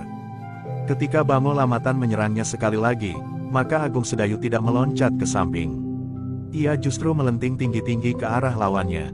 Demikian ringan tubuhnya, sehingga dengan sekali berputar di udara, rasa-rasanya kedua tangan Agung Sedayu yang terjulur akan dapat menggapai leher lawannya. Bango Lamatan termangu-mangu, ia baru saja melepaskan serangannya. Seandainya ia dengan tergesa-gesa menyerang, maka ia meragukan hasilnya, justru karena Agung Sedayu mempunyai ilmu kebal. Karena itu, maka Bango Lamatan telah memilih untuk bergeser menghindar. Namun Agung Sedayu tidak membiarkannya. Ia justru telah menggeliat. Demikian kakinya menyentuh pasir tepian, maka tubuhnya telah melenting sekali lagi menyerang Bango Lamatan. Bango Lamatan menyadari, jika ia tidak mengambil jarak, maka ia tidak akan sempat menyerang dengan api yang seakan-akan meluncur dari telapak tangannya itu. Karena itu, maka sekejap kemudian, Bango Lamatanlah yang telah melompat jauh-jauh untuk mengambil jarak, sehingga ia mendapat kesempatan untuk melontarkan serangannya. Tetapi ternyata Agung Sedayu tidak memburunya. Jaraknya memang cukup panjang. Jika Agung Sedayu meloncat juga menyerang, maka di saat ia melayang, lawannya agaknya telah sempat melontarkan serangannya yang akan mampu menembus ilmu kebalnya, meskipun sebagian besar akan tertahan. Karena itu, maka Agung Sedayu telah berusaha untuk mempergunakan kekuatan ilmunya yang dapat memburu lawannya itu. Namun Agung Sedayu memang tidak ingin melumatkan lawannya, ia masih sempat memikirkan beberapa kemungkinan. Jika ia membunuh lawannya, maka akibatnya perlu diperhitungkan. Mungkin gurunya akan menjadi sangat marah pula kepadanya. Karena itu, maka Agung Sedayu tidak menghentakkan segenap kekuatannya, di saat ia melepaskan serangannya dengan sorot matanya. Ternyata keraguan-raguan Agung Sedayu itu merupakan salah satu bintik kelemahannya. Pada saat kekuatannya terlontar lewat sorot matanya, maka lawannya telah bersiap menghadapi segala kemungkinan. Sebenarnya lah bahwa Bango Lamatan telah menduga, bahwa murid Kiai Kringsing itu pun memiliki kemampuan sebagaimana dimiliki oleh adik sepupunya. Apalagi menurut keterangan gurunya, Agung Sedayu bukan saja mewarisi ilmu dari Kiai Kringsing, tetapi menyadap ilmu dari mana saja dengan berbagai macam laku. Tetapi Bango Lamatan sama sekali tidak mengira, bahwa lontaran ilmu justru memancar lewat sorot matanya. Karena itu, ketika ketajaman penglihatan hatinya melihat sorot mata Agung Sedayu, Bango Lamatan terkejut. Dengan serta-merta ia meloncat berguling untuk menghindari serangan itu. Apalagi karena Agung Sedayu ternyata menyerangnya dengan keraguan-raguan. Serangan Agung Sedayu tidak mengenai sasarannya. Sementara itu lawannya yang melenting berdiri, tidak mau menjadi sasaran serangan berikutnya. Karena itu, maka ia harus memanfaatkan kebimbangan hati lawannya. Tiba-tiba saja sekali lagi tangan Bango Lamatan terjulur dengan telapak tangan terbuka mengarah ke lawannya. Sekali lagi serangan yang dahsyat telah meluncur ke arah tubuh Agung Sedayu. Namun sekali lagi Agung Sedayu sempat mengelak. Demikianlah, maka pertempuran itu berlangsung semakin sengit. Keduanya memang harus mengambil jarak. Setiap kesempatan dipergunakan sebaik-baiknya. Salah satu kelemahan Agung Sedayu adalah keraguan-raguannya. Ia memang tidak ingin membunuh lawannya. Namun lawannya tidak menjadi ragu-ragu seperti Agung Sedayu. Justru karena Agung Sedayu mempergunakan perisai ilmu kebal. Lawannya sudah memperhitungkan bahwa Agung Sedayu tidak akan mati meskipun serangannya sepenuhnya mengenai tubuhnya, karena hanya sebagian kecil sajalah yang akan dapat menyusup menembus ilmu kebalnya. Dengan demikian maka justru setiap kali Agung Sedayu mengalami kelambatan. Namun ternyata kemudian, bahwa akhirnya Agung Sedayu menemukan keseimbangan. Ia berhasil mengendalikan ilmunya pada tataran tertentu. Sehingga dengan demikian, maka Agung Sedayu tidak lagi harus ragu-ragu melontarkan serangannya. Tetapi ternyata bahwa perhitungan Agung Sedayu tidak sepenuhnya benar.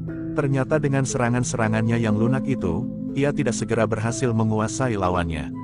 Namun demikian, serangan-serangan yang datang beruntun itu memang membuat Bamo Lamatan terdesak, meskipun setiap kali Bamo Lamatan masih juga mendapat kesempatan membalas. Kiai Gringsing yang memperhatikan pertempuran itu masih juga berdebar-debar. Meskipun ia melihat Agung Sedayu mendesak lawannya, tetapi Kiai Gringsing itu mengetahui bahwa masih ada satu simpanan Bamo Lamatan yang akan menjadi sangat berbahaya bagi Agung Sedayu, Aji Panglimunan. Gelagah Putih yang tidak mengetahui kekuatan ilmu yang masih tersimpan itu sempat tersenyum. Sesaat kemudian, Bamo Lamatan itu benar-benar telah terdesak. Kecepatan gerak Agung Sedayu nampaknya semakin berpengaruh. Loncatan-loncatan yang tinggi dan jauh, telah membingungkan Bamo Lamatan. Apalagi setelah keduanya mempergunakan ilmu mereka menyerang dari jarak tertentu. Pada saat yang demikian itulah, maka Bamo Lamatan tidak mempunyai pilihan lain. Meskipun ia jarang sekali mempergunakan ilmu simpanannya itu, tetapi menghadapi orang yang dianggapnya masih sangat muda itu, ia harus mempertahankan namanya. Bamo Lamatan tidak mau justru menjadi sasaran penilaian yang buram dari para pendukung Panembahan Cahya Warastra. Ia kecewa sekali bahwa Bandar Anom dapat dikalahkan demikian mudahnya. Meskipun ia sudah mengira bahwa Bandar Anom sulit untuk dapat mengimbangi kemampuan murid orang bercambuk itu, tetapi seharusnya ia tidak begitu mudah dikalahkan sebelum lawannya menguras ilmunya sampai tuntas. Karena itu, ia sendiri tidak boleh mengecewakan pula. Ia harus mampu membuat imbangan atas kekalahan Bandar Anom, meskipun ia harus mempergunakan ilmunya yang jarang sekali dipergunakan. Semula ia berharap bahwa ia akan dapat mengalahkan Agung Sedayu tanpa ilmu simpanannya itu. Tetapi ternyata bahwa rencana itu tidak dapat dilakukannya. Ketika Bamo Lamatan itu menjadi semakin terdesak, maka ia tidak berpikir panjang lagi. Ia pun telah mengambil jarak untuk mempersiapkan diri mengeterapkan ilmunya yang jarang ada bandingannya itu. Agung Sedayu yang melihat Bamo Lamatan melenting jauh, maka ia pun telah berdiri tegak. Dengan kekuatan sorot matanya, maka Agung Sedayu telah menyerang lawannya. Namun ternyata bahwa Bamo Lamatan sempat meloncat menghindar. Namun demikian orang itu berguling di tanah. Maka tiba-tiba saja orang itu bagaikan menjadi lenyap. Hilang tidak berbekas. Agung Sedayu terkejut karenanya. Hampir di luar sadarnya ia berdesis, Aji Panglimunan. Ternyata lawannya benar-benar telah mempergunakan Aji Panglimunannya. Kekuatan Aji yang dapat membuatnya seakan-akan lenyap begitu saja. Dengan demikian, maka Agung Sedayu pun telah mengeterapkan ilmunya. Sabta Panduru, kekuatan ilmu yang dapat mempertajam penglihatannya dengan berlipat, sebagaimana ia mampu menembus kabut yang dibuat oleh gurunya. Namun ternyata Agung Sedayu tidak berhasil mengatasi kekuatan Aji Panglimunan itu. Ia sama sekali tidak mampu menembus tabir yang menyelimuti tubuh Bamo Lamatan. Gelagah Putih terkejut melihat hal itu. Dengan serta-merta ia telah bergeser surut beberapa langkah. Ia mencoba untuk mempergunakan kekuatan cadangannya mempertajam penglihatannya. Tetapi ia sama sekali tidak dapat melihat di mana lawan Agung Sedayu itu berada. Namun dalam pada itu terdengar suara, "Maaf Kiai. Sebenarnya aku malu mempergunakan kekuatan Aji Panglimunan, karena aku yakin ketajaman penglihatan batin Kiai tetap akan dapat mengetahui di mana aku berada. Tetapi aku harap Kiai bersikap jantan dan tidak membantu murid Kiai dalam keadaan seperti ini." Kiai Gringsing menggeram. Katanya, "Kau pergunakan kekuatan puncakmu yang gegirisi ini untuk melawan anak-anak. Kau memang licik Bamo Lamatan." "Kenapa Kiai menyebutku licik? Suara itu sudah berpindah tempat, kami bertempur dengan kekuatan ilmu kita masing-masing. Tetapi lawanmu adalah aku," berkata Kiai Gringsing. Terdengar Bamo Lamatan tertawa, suaranya sudah berpindah tempat lagi. Katanya kemudian, "Muridmu dengan sombong menerima tantanganku. Aku seutuhnya, dengan segala macam ilmu yang ada di dalam diriku." Kiai Gringsing tidak menyahut lagi. Tetapi sebenarnya lah bahwa ia mampu mengetahui di mana Bamo Lamatan berada meskipun matanya tidak melihatnya. Namun ketajaman penglihatan batin Kiai Gringsing lah yang menunjukkan kepadanya, di mana lawannya itu berada. Sementara itu terdengar suara Bamo Lamatan, "Ajari muridmu menjadi seorang laki-laki Kiai. Jangan menangis karena kegagalannya ini." "Persetan," geram Kiai Gringsing. Lalu terdengar lagi suara Bamo Lamatan, "Bersiaplah Agung Sedayu. Kau akan mengalami puncak kegawatan dunia olah kanuragan. Kau akan terluka hatimu, bahwa masih jauh jalan yang harus kau tempuh untuk menjadi seorang seperti gurumu yang seakan-akan tidak terkalahkan itu." Ia benar-benar mampu mengetahui di mana aku berada, ternyata dari sikapnya, kemana ia menghadap. Tetapi kau tidak akan melihat dan mengetahui di mana aku berada. Karena itu, maka aku akan dengan mudah dapat membunuhmu. Agung Sedayu menggeram, namun tiba-tiba saja ia mencoba untuk selalu bergerak agar ia tidak merupakan sasaran yang sama sekali tidak melawan. Karena itu, maka sejenak kemudian Agung Sedayu pun telah melenting tinggi, menggeliat di udara dan kemudian demikian kakinya menyentuh pasir, ia pun telah bergeser dengan cepat pula. Tetapi yang terdengar adalah suara tertawa. Di antara derai tertawa itu terdengar Bamo Lamatan berkata, "Jangan menyesal anak yang malang. Meskipun kau tidak akan segera mati karena ilmu kebalmu, tetapi kau tidak lebih dari sasaran yang menyenangkan buat melakukan latihan-latihan." Agung Sedayu justru berdiri tegak sambil menundukkan kepalanya. Ia mencoba untuk mengerti arah suara itu, meskipun ia tidak memandang ke arahnya. Bahkan suara itu terdengar lagi, "Bersiaplah." Ternyata suara itu tidak berubah arah, sehingga Agung Sedayu dapat memperhitungkan, Bamo Lamatan tidak bergerak dari tempatnya. Sebenarnya lah, tanpa melihat langsung ke arah suara itu, Agung Sedayu ternyata mampu melihat seleret sinar yang memancar. Ternyata Bamo Lamatan yang mampu menyembunyikan dirinya di balik ilmunya yang didukung oleh Aji Panglimunan, tidak mampu menyembunyikan serangan yang nampak seperti seleret sinar yang memancar dari kedua belah telapak tangannya yang terbuka itu. Dengan demikian, maka Agung Sedayu mampu menghindari serangan itu dengan satu loncatan panjang. Ia justru meloncat ke arah yang lebih jauh dari Bamo Lamatan. Menurut perhitungannya, maka ia setidak-tidaknya akan mendapat kesempatan untuk melihat sinar yang datang menyerangnya. Terdengar Bamo Lamatan mengumpat, ternyata serangannya tidak mengenai sasaran. "Kau memang luar biasa Agung Sedayu. Tetapi aku tidak akan mengulangi kebodohanku. Aku akan menyerangmu dari arah yang tidak kau perhitungkan," berkata Bamo Lamatan. Agung Sedayu tidak menjawab, tetapi ia berusaha untuk memperhatikan segala arah. Namun ternyata bahwa Bamo Lamatan benar-benar tidak ingin mengulangi kesalahannya. Ia telah berpindah tempat, tepat di belakang Agung Sedayu. Namun seperti yang telah dilakukannya, maka tiba-tiba saja Agung Sedayu telah melenting menjauhinya dan di luar sadarnya berdiri hampir menghadapnya. Tetapi Bamo Lamatan menjadi tidak tergesa-gesa. Ia yakin lawannya itu tidak melihatnya. Karena itu, maka ia pun telah bergeser ke arah belakang Agung Sedayu. Kiai Gringsing menjadi berdebar-debar. Ia dapat mengetahui kemana Bamo Lamatan pergi. Tetapi ia memang tidak dapat memberitahukan kepada Agung Sedayu. Mungkin Agung Sedayu merasa harga dirinya tersinggung. Tetapi mungkin justru akan dapat membuatnya lebih parah lagi. Sementara itu Gelagah Putih memang menjadi cemas. Ia juga tidak melihat Bamo Lamatan. Karena itu, maka mungkin saja Bamo Lamatan itu menyerang Agung Sedayu langsung dengan wadaknya. Menilik kemampuannya yang sangat tinggi, maka Agung Sedayu akan dapat mengalami kesulitan. Kecemasan semacam itu telah timbul pula di hati Agung Sedayu. Bamo Lamatan dapat saja melangkah mendekatinya. Kemudian dengan ilmunya yang tinggi memukulnya, menembus ilmu kebalnya dan menyakitinya. Namun Agung Sedayu masih tetap berusaha. Setiap kali ia masih bergerak dengan cepat dan tidak diduga-duga. Bamo Lamatan memang mencoba untuk bersabar. Tetapi akhirnya ia menjadi kehilangan kesabarannya itu. Karena itu, maka ia pun telah bersiap menunggu saat-saat Agung Sedayu meloncat dan kembali meletakkan kakinya di atas pasir. Dengan perhitungan yang tepat, di saat Agung Sedayu hampir menjatuhkan kakinya di pasir tepian setelah melenting berpindah tempat, Bamo Lamatan telah melontarkan serangannya. Agung Sedayu yang kebetulan menghadap ke arah lain, memang tidak melihat serangan yang datang itu. Tiba-tiba saja, terasa tubuhnya bagaikan dihantam oleh kekuatan yang besar, sehingga Agung Sedayu telah terpental dan terbanting jatuh. Agung Sedayu memang tidak terluka karena perlindungan ilmu kebalnya. Namun serangan itu benar-benar telah menyakitinya. Meskipun ia dengan cepat bangkit berdiri dan siap menghadapi segala kemungkinan, namun punggungnya memang terasa betapa sakitnya. Terdengar Bamo Lamatan tertawa berkepanjangan. Dengan lantang ia berkata, "Ternyata kau adalah sasaran permainan yang sangat menyenangkan Agung Sedayu." Agung Sedayu yang marah itu tidak menyia-nyiakan kesempatan itu. Dengan kemarahan yang bergejolak di dalam dadanya, tiba-tiba saja ia telah menyerang ke arah suara itu. Tiba-tiba saja kata-kata Bamo Lamatan telah terputus.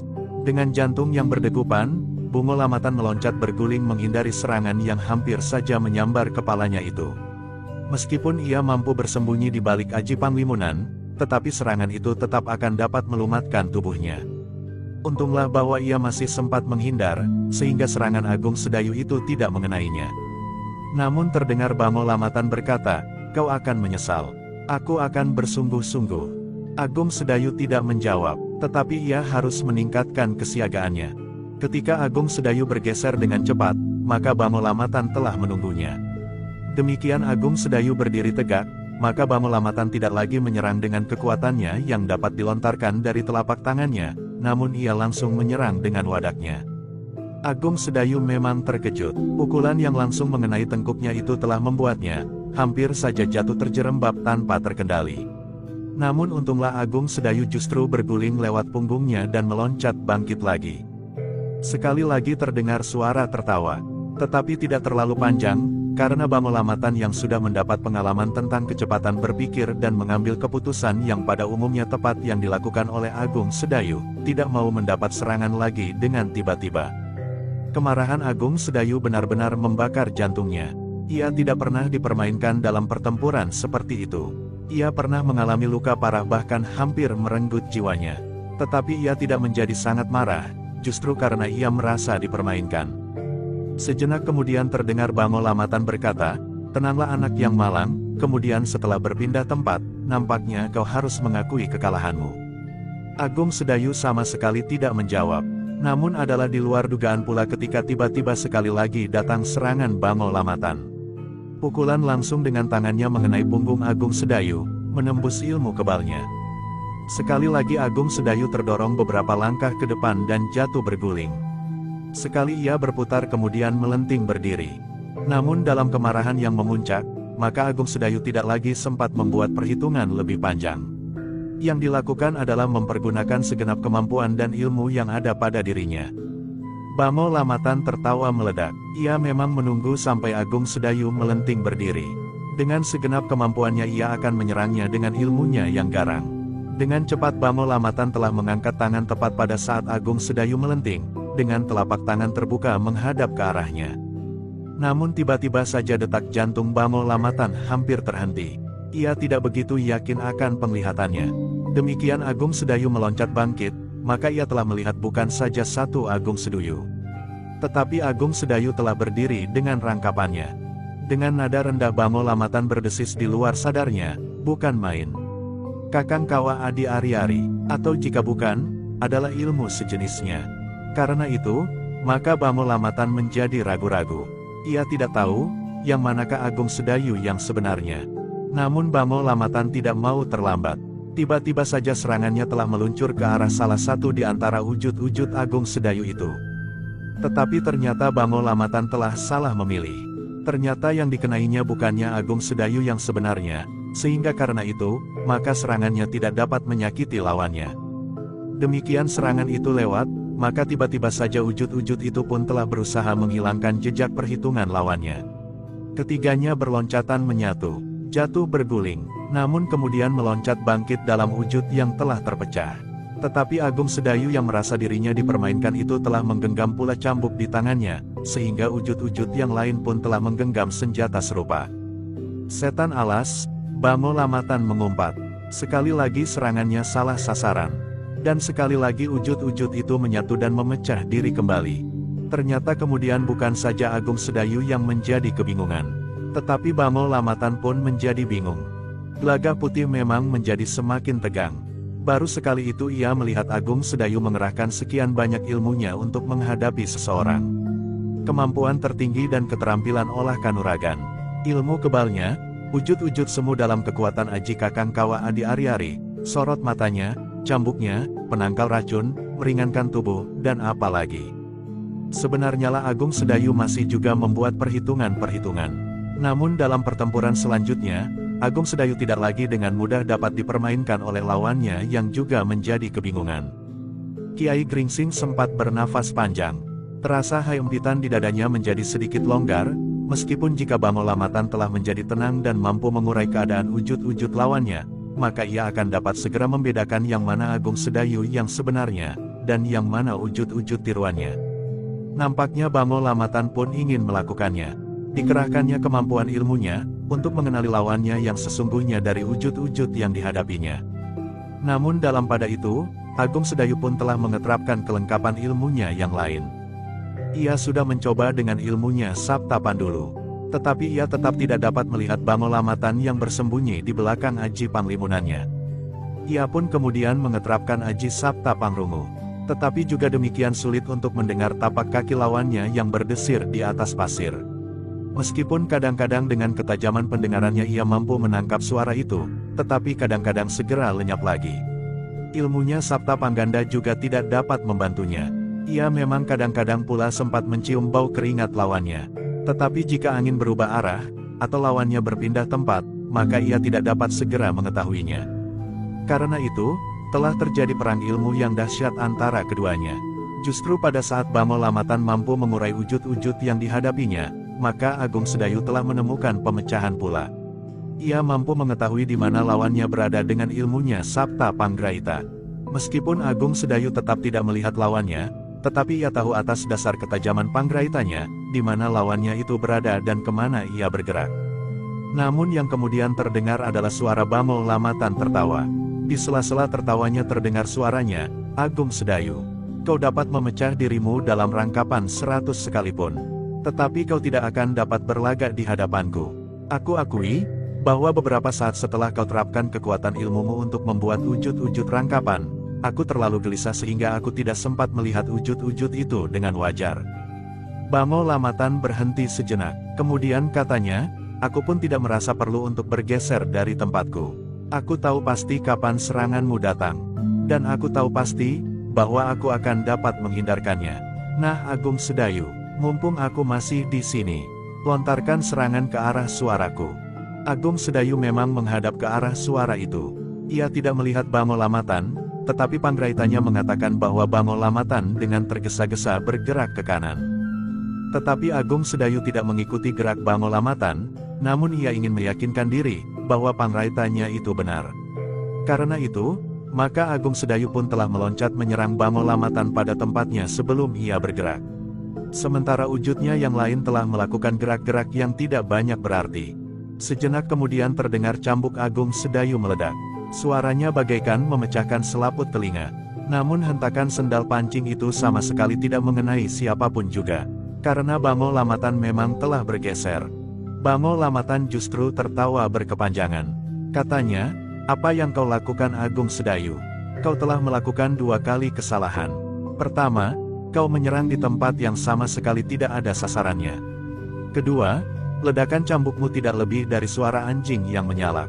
Keras dan menggetarkan jantung, tetapi suara cambuk yang kosong itu betapapun kerasnya tidak akan dapat menyakiti orang lain."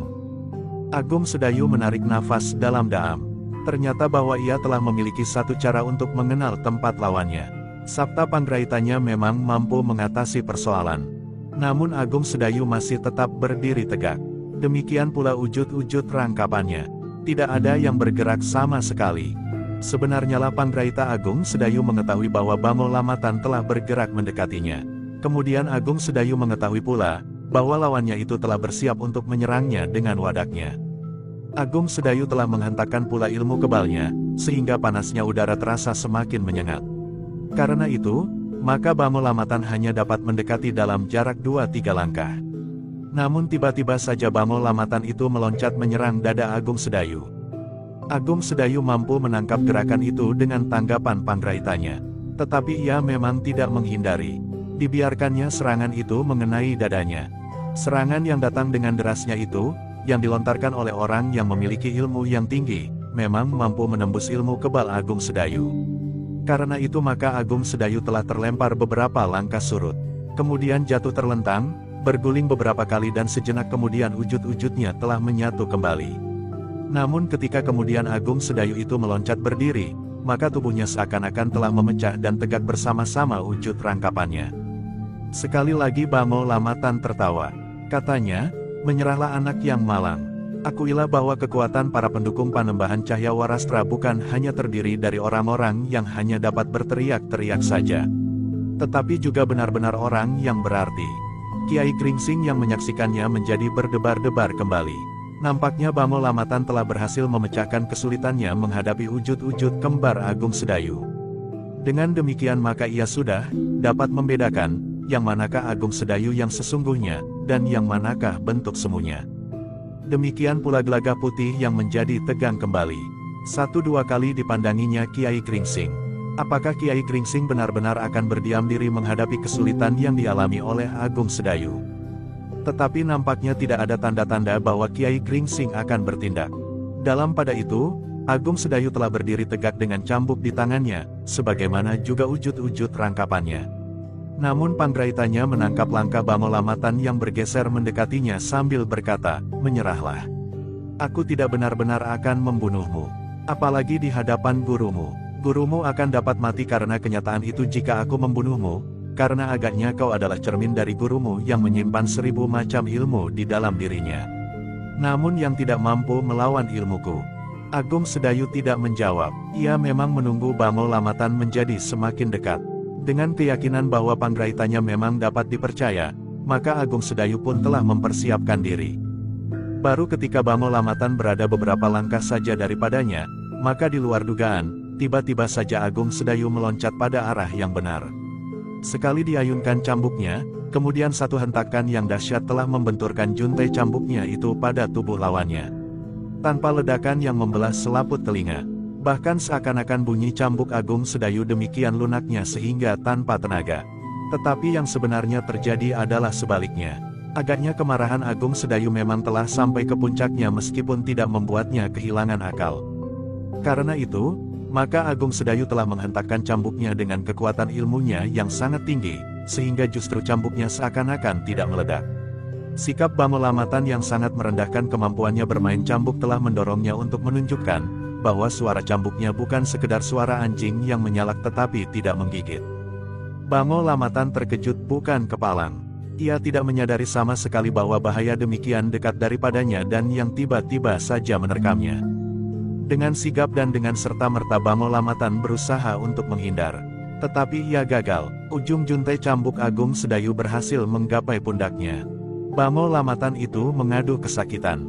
Bahkan ia telah terdorong oleh kekuatan cambuk Agung Sedayu dan terlempar jatuh di atas pasir tepian. Untunglah bahwa tubuhnya tidak membentur batu, apalagi kepalanya. Namun ketika Bamo Lamatan berusaha untuk bangkit, ternyata luka di pundaknya demikian dalamnya, sehingga seakan-akan kulit dagingnya koyak sampai ke tulang. Bahkan rasa-rasanya Bamo Lamatan itu tidak mampu lagi menggerakkan tangannya karena luka di pundaknya itu. Bamo Lamatan mengumpat, namun ia tidak mempunyai banyak waktu. Agung Sedayu yang tidak tahu pasti keadaan lawannya, telah menyerang kembali. Ujung cambuknya telah bergetar sekali lagi. Betapapun Bamo Lamatan berusaha menghindar, namun ujung juntai cambuk Agung Sedayu itu masih juga mengenai pahanya. Tidak kalah parahnya dengan luka di pundaknya. Kesakitan yang sangat telah mencengkam Bamo Lamatan. Bahkan luka di pahanya itu membuatnya tidak dapat berdiri dengan tegak. Karena itu, maka ia pun telah terduduk kembali di atas pasir tepian. "Anak iblis," geram Bamo Lamatan, "kau tahu dengan pasti di mana aku berdiri. Apakah kau mempunyai mata iblis di ujung cambukmu?" Agung Sedayu tidak menjawab. Sementara itu Kiai Gringsing menarik nafas dalam-dalam. Meskipun ia tidak melihat keadaan Bamo Lamatan, namun ia pun yakin, Agung Sedayu telah menemukan pemecahan tentang lawannya yang memiliki ilmu penglimunan itu serta telah menyerangnya dan mengenai sasaran. Sebenarnya lah pada saat itu, Bamo Lamatan benar-benar telah dikuasai oleh kesakitan yang amat sangat. Karena itu, maka ia pun tidak mampu lagi mempertahankan pengeterapan ilmunya. Segala kekuatan getar di dalam dirinya, telah diserap oleh usahanya untuk mengerahkan daya tahannya mengatasi perasaan sakit yang luar biasa, karena kulit dagingnya yang koyak sampai ke tulang di pundak dan pahanya. Karena itu, maka perlahan-lahan Bamo Lamatan telah mulai tersembul dari perlindungan aji panglimunannya. Yang dilihat oleh Agung Sedayu, Kiai Gringsing, Gelagah Putih dan kawan Bandar Anom adalah Bamo Lamatan yang terbaring di atas pasir sambil menyeringai menahan sakit. Bahkan mengadu kesakitan. "Kakang," Gelagah Putih berseru. Ia tidak begitu mengerti apa yang telah terjadi atas Bamo Lamatan. Agung Sedayu melangkah perlahan-lahan mendekatinya. Sambil berdiri tegak dengan kaki renggang, sementara tangannya memegang cambuknya erat-erat. Agung Sedayu berkata, "Marilah Kisanak. Apakah kau sudah lelah?" "Anak iblis," geram orang itu, "kau lukai aku sehingga aku kehilangan kemampuan untuk mempertahankan ilmu panglimunan." "Hei, Bukankah kau telah melihat aku? Aku melihatmu sejak tadi. Sejak kau masih merasa dirimu mampu mempermainkan aku, jawab Agung Sedayu yang telah melepaskan pula kekuatan Aji Kakang Kawa Adi Ariari, sehingga wujud rangkapnya menjadi lenyap. Bagaimana mungkin kau dapat melihat aku? Bertanya Bango Lamatan. Sebagaimana kau ketahui manakah di antara wujud-wujudku yang asli dan yang wujud rangkapan? Jawab Agung Sedayu. Bango Lamatan menggeram, tetapi rasa-rasanya ia tidak mampu lagi mengatasi rasa sakit pada kulit dagingnya yang menganga karena lukanya yang sangat dalam.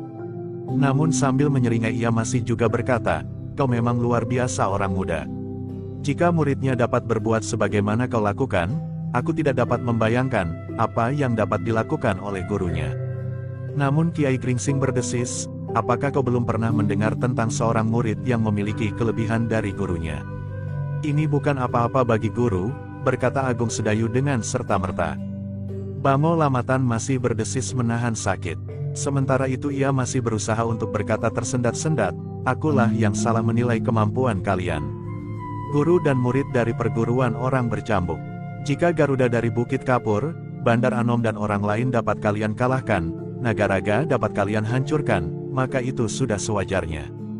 Tetapi Kiai Gringsing menyahut, bukan kami yang berhasil melakukannya di Nagaraga, tetapi Pangeran Singasari. Bango Lamatan tidak menjawab, tetapi ia menggeliat menahan sakit. Kiai Gringsinglah yang kemudian berjongkok di sisinya. Katanya, luka-lukamu sangat dalam. Jika tidak diobati segera, mungkin akan berakibat sangat buruk bagimu. Bango Lamatan berdesah. Dalam kesakitan ia menjawab, terima kasih Kiai. Aku memang masih ingin dapat disembuhkan. Aku masih belum ingin mati, meskipun aku tidak tahu apa yang akan aku lakukan selanjutnya. Apakah aku mendendam kepada muridmu, ataukah aku justru akan menjadi saksi tingkat ilmunya yang sangat tinggi itu? Bagiku itu bukan soal, berkata Kiai Gringsing, adalah menjadi kewajiban seorang yang mengetahui tentang pengobatan untuk membantu dan mengobati orang-orang terluka, siapapun orang itu. Bango Lamatan yang hampir tidak dapat menahan perasaan sakitnya tidak menjawab lagi. Ia tidak bersikap apapun ketika Kiai Gringsing mulai memperhatikan luka-lukanya. Luka ini sangat dalam, berkata Kiai Gringsing di dalam hati. Satu gambaran betapa jantung Agung Sedayu bergejolak karena penghinaan Bango Lamatan atas ilmu cambuknya. Sebagaimana kebiasaan Kiai Gringsing, maka ia pun selalu membawa obat kemanapun ia pergi. Terutama obat yang berhubungan dengan luka-luka baru serta luka akibat juntai cambuk. Karena luka yang parah, maka Kiai Gringsing terpaksa mengatupkan daging yang koyak itu dengan duri-duri kecil yang disusupkan di antara daging-daging yang koyak itu. Duri-duri dari sejenis tanaman yang memang sudah disiapkan bagi kepentingan seperti itu. Ternyata bahwa luka Bango Lamatan lebih parah lagi dari luka Bandar Anom. Karena itulah, maka Kiai Gringsing tidak segera dapat meneruskan perjalanan. Dua orang cantrik yang menunggui kudanya menjadi gelisah. Bahkan seorang di antara mereka telah menyusulnya ke balik tikungan. Cantrik itu terkejut, agaknya telah terjadi pertempuran yang dahsyat. Itulah sebabnya, ia telah mendengar ledakan cambuk Agung Sedayu. Aku masih harus menyelesaikan pekerjaan ini, berkata Kiai Gringsing, tidak ada persoalan apa-apa. Kembalilah ke kuda-kuda itu ditambatkan. Baik Kiai, jawab cantrik itu. Namun bagaimanapun juga ia merasakan bahwa memang telah terjadi sesuatu yang menggetarkan di sebelah tikungan itu. Dalam pada itu, Agung Sedayu yang menunggui Kiai Gringsing mengobati luka-luka Bango Lamatan duduk bersandar kedua tangannya. Ia memang menjadi sangat letih setelah melepaskan hampir seluruh ilmunya yang ada di dalam dirinya.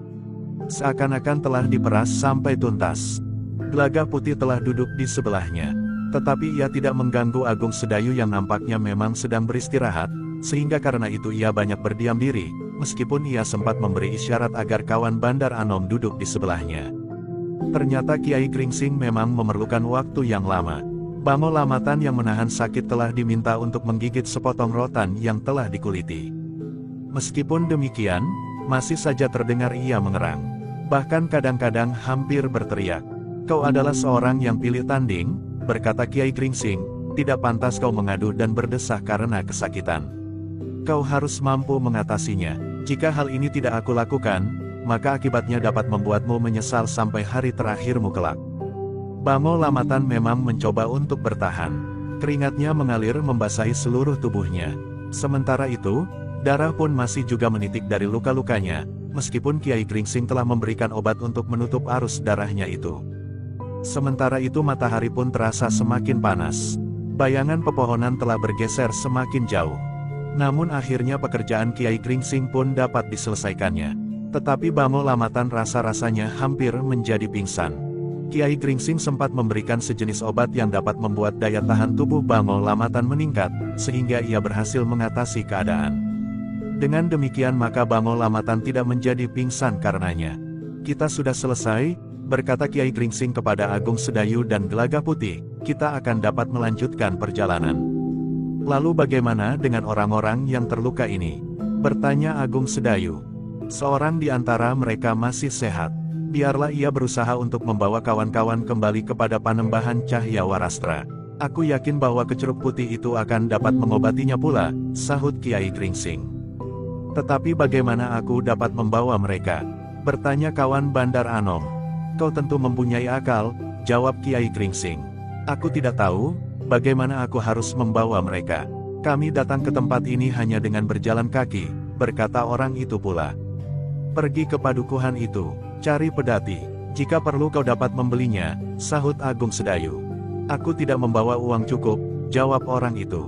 Kau dapat menukarkan kamus dan timang emasmu, atau pendok kerismu, atau barangkah cincin di jari-jarimu, atau apapun juga, jika kau memang tidak membawa uang, berkata Agung Sedayu pula. Orang itu termangu-mangu, namun kemudian ia pun berkata, aku akan mencari pedati di padukuhan terdekat. Tetapi Agung Sedayu segera berkata, tetapi jangan mengambil hak orang lain begitu saja. Kau harus memberikan imbalannya, atau barangkali kau dapat meminjamnya dengan meninggalkan tanggungan apapun juga yang harganya lebih dari harga sebuah pedati dengan lembunya. Orang itu termangu-mangu, namun kemudian ia pun berkata, aku akan meninggalkan timangku. Harganya tentu lebih dari harga sebuah pedati lengkap dengan lembunya. Dari mana kau mendapatkan timang itu? Tiba-tiba saja Gelagah Putih bertanya. Jawabnya memang tidak seperti yang diduga oleh Gelagah Putih, aku mendapatkannya dari kakek. Kakek memang orang kaya, tetapi ayahku lain, sehingga kakek tidak mau memberikannya kepada ayah. Jika timang ini jatuh ke tangan ayah, maka akan segera lenyap di tempat judi. Agaknya masih ada pilihan padamu, desis Agung Sedayu, nah, pergilah. Tetapi aku akan menelusurinya. Jika kau merampok pedati, maka kau tidak akan diampuni. Wajah orang itu menjadi tegang. Tetapi ia sadar, dengan siapa ia berhadapan. Karena itu, maka ia sama sekali tidak menjawab. Namun sejenak kemudian orang itu telah meninggalkan tepian, meloncat naik ke atas tanggul Kali Opak. Agung Sedayu dan Gelagah Putih pun kemudian telah mengangkat tubuh Bamo Lamatan yang terluka parah itu dan meletakkannya di sebelah Bandar Anom, yang masih dibayangi oleh dedaunan dari sebatang pohon di pinggir Kali Opak. Kami akan menunggu sampai kawanmu itu mendapatkan sebuah pedati, berkata Kiai Gringsing. Bamo Lamatan tidak menjawab, ia mendengar pembicaraan kawan Bandar Anom dengan Agung Sedayu dan Gelagah Putih. Tetapi Bandar Anomlah yang bertanya, dari mana ia akan mendapat sebuah pedati? Apakah ia harus merampok di padukuhan? Tidak, tetapi ia harus meminjam dengan meninggalkan tanggungan yang cukup. Jika ia merampok, maka ia tidak akan sekedar terluka parah, tetapi ia akan mati, geram Gelagah Putih. Bandar Anom menarik nafas dalam-dalam.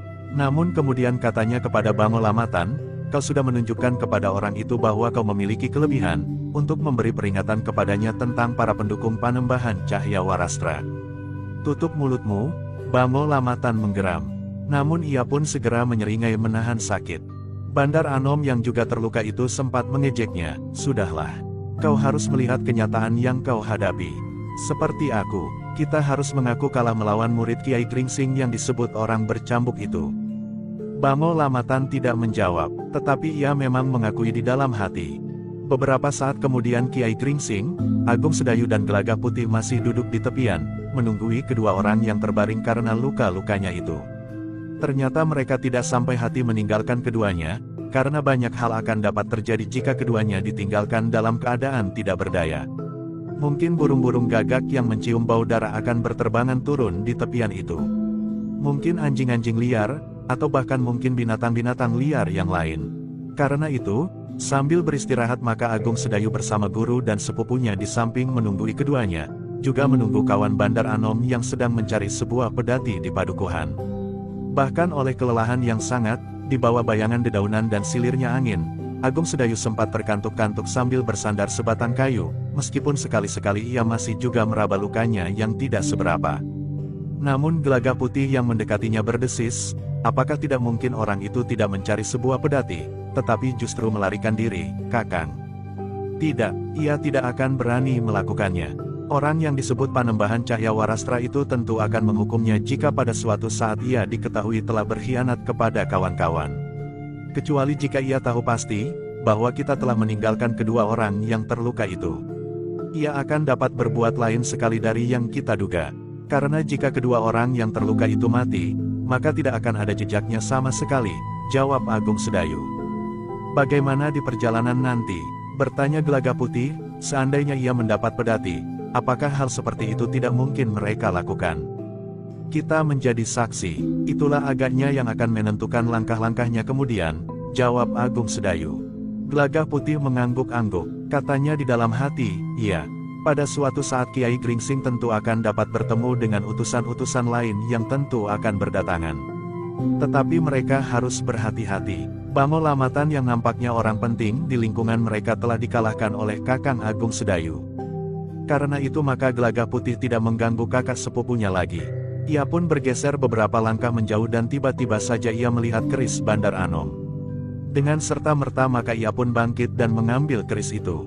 Tetapi keris itu sama sekali tidak bercahaya sebagaimana di tangan Bandar Anom. Gelagah Putih pun menyadari, bahwa cahaya itu timbul karena perpaduan kekuatan pada keris itu dan kekuatan Bandar Anom itu sendiri, yang bertumpu pada ilmunya. Sambil memperhatikan keris itu Gelagah Putih duduk kembali di tempatnya, sementara Bandar Anom yang melihat kerisnya di tangan Gelagah Putih berkata, kembalikan kerisku itu. Keris itu adalah keris peninggalan. Gelagah Putih tertawa, katanya, dengan keris ini kau dapat memaksakan kehendakmu kepada orang lain. Dengan keris ini kau dapat menakut-nakuti orang, dan dengan keris ini kau berusaha membunuh Kakang Agung Sedayu. Bukan sekedar bermain-main, tetapi kau bersungguh-sungguh. Bandar Anom termangu-mangu, katanya, dalam pertempuran seperti itu maka kita akan kehilangan pengamatan diri. Bukankah Agung Sedayu juga melukai aku dan melukai Bango Lamatan?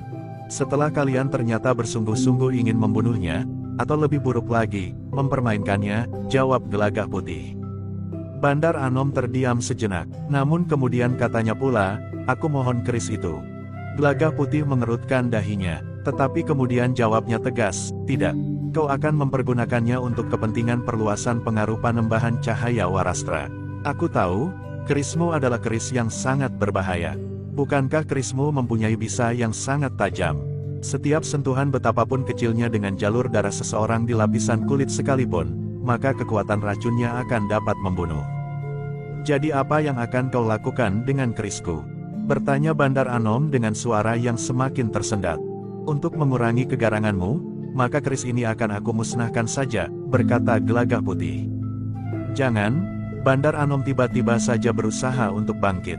Namun Kiai Gringsing telah mencegahnya, jangan. Nanti lukamu akan menganga lagi. Lalu katanya kepada Gelagah Putih, sebaiknya kau singkirkan saja keris itu Gelagah Putih. Dengan demikian kita sudah mengurangi langkah-langkah buruk yang mungkin akan diambil oleh Bandar Anom jika ia sembuh nanti. Oh, suara Bandar Anom bagaikan tertelan kembali. Tetapi ia tidak dapat berbuat sesuatu ketika Gelagah Putih kemudian beranjak dari tempatnya sambil membawa keris itu. Bango Lamatan yang terbaring di sebelahnya ternyata sempat juga mendengarkan percakapan itu. Tetapi ia tidak mengatakan sesuatu, meskipun ia pun menjadi cemas, bahwa ia akan mengalami nasib yang sama. Karena ia tahu pasti, bahwa Kiai Gringsing akan dapat memberikan sejenis racun yang dapat melumpuhkannya jika ia mau, atau membuat cacat yang lain. Tetapi agaknya itu bukan cara yang dipergunakan oleh Kiai Gringsing yang berilmu sangat tinggi itu. Demikianlah, maka untuk beberapa saat lamanya mereka menunggu.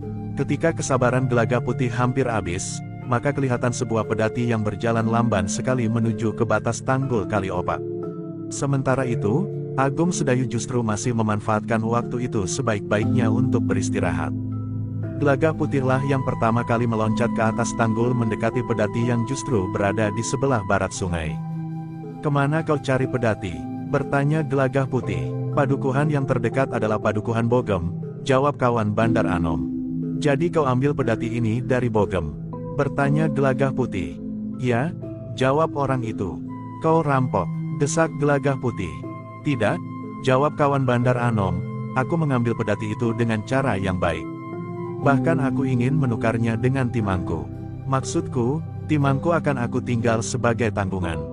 Di saat aku mengembalikan pedati itu sepekan mendatang, timangku itu akan aku ambil kembali. Dan kau akan mengajak 1-2 orang kawan untuk menakut-nakuti pemilik pedati itu. Berkata Gelagah Putih. Tidak, aku bersumpah, pemilik pedati itu adalah orang yang sangat baik.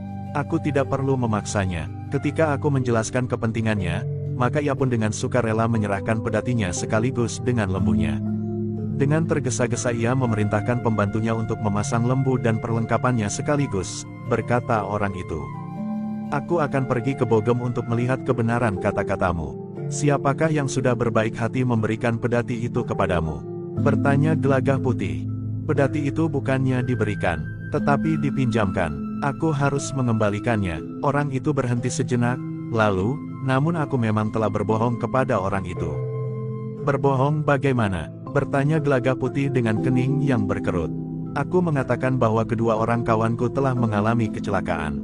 Kuda mereka yang berpacu cepat telah bergeseran dan keduanya telah jatuh terbanting di tanah, sementara kuda-kuda itu justru terkejut dan berlari tanpa dapat ditangkap lagi, jawab orang itu. Gelagah Putih menarik nafas panjang. Namun sekali lagi ia telah bertanya, siapa nama orang yang telah berbaik hati itu? Namanya Ki Pinandaya, jawab orang itu.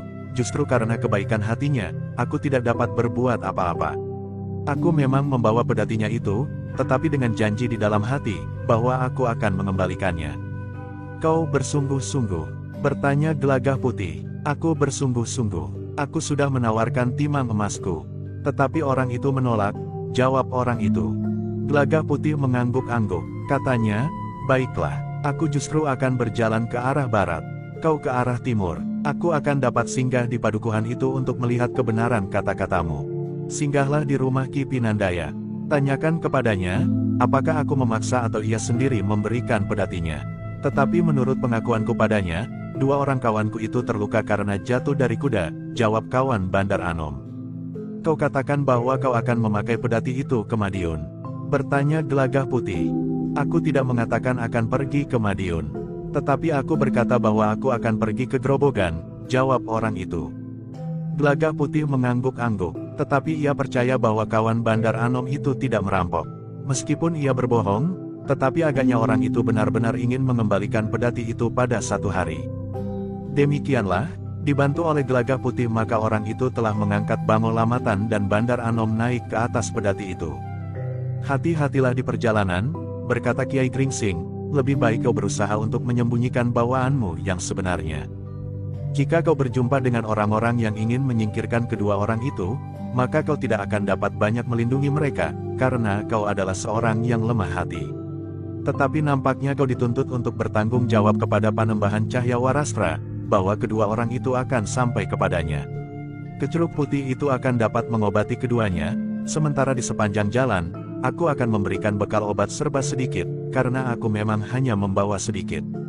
Orang itu mengangguk-angguk, katanya, aku akan berhati-hati Kiai. Apakah kau masih membawa uang?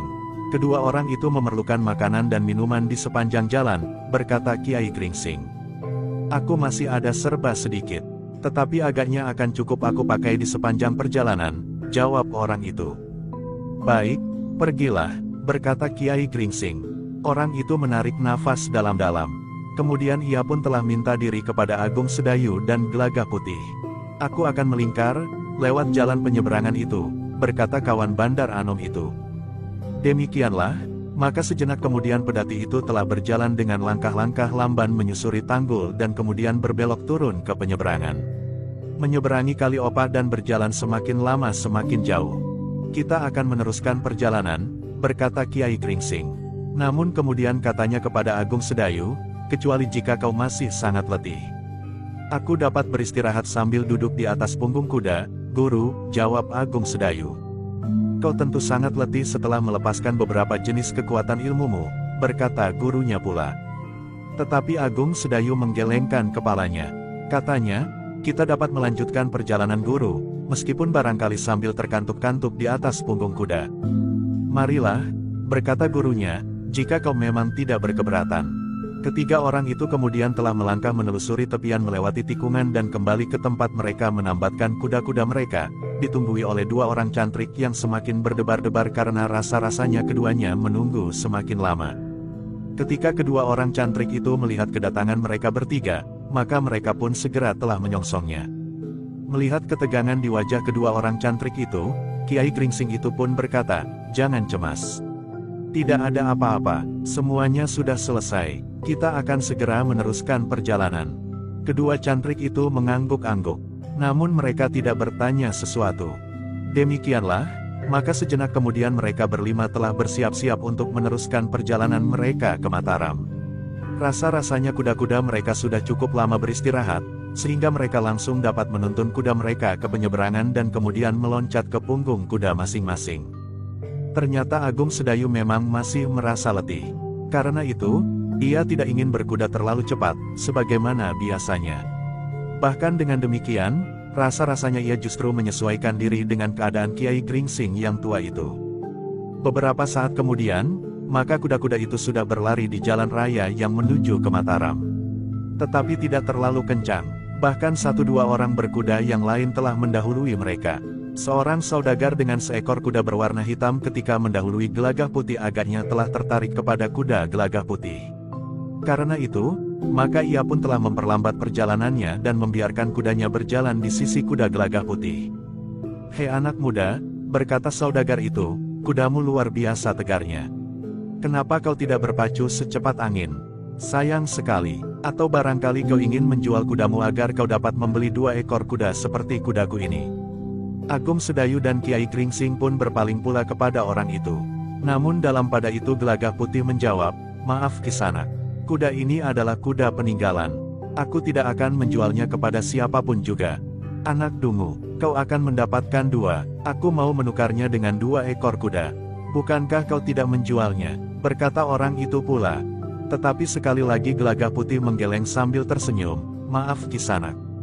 Saudagar itu mempercepat kudanya dan memperlambatnya di sisi kuda Kiai Gringsing dan Agung Sedayu. Dengan nada tinggi ia berkata kepada Kiai Gringsing, "Hei, kakek tua. Siapa yang berkuda tegar itu?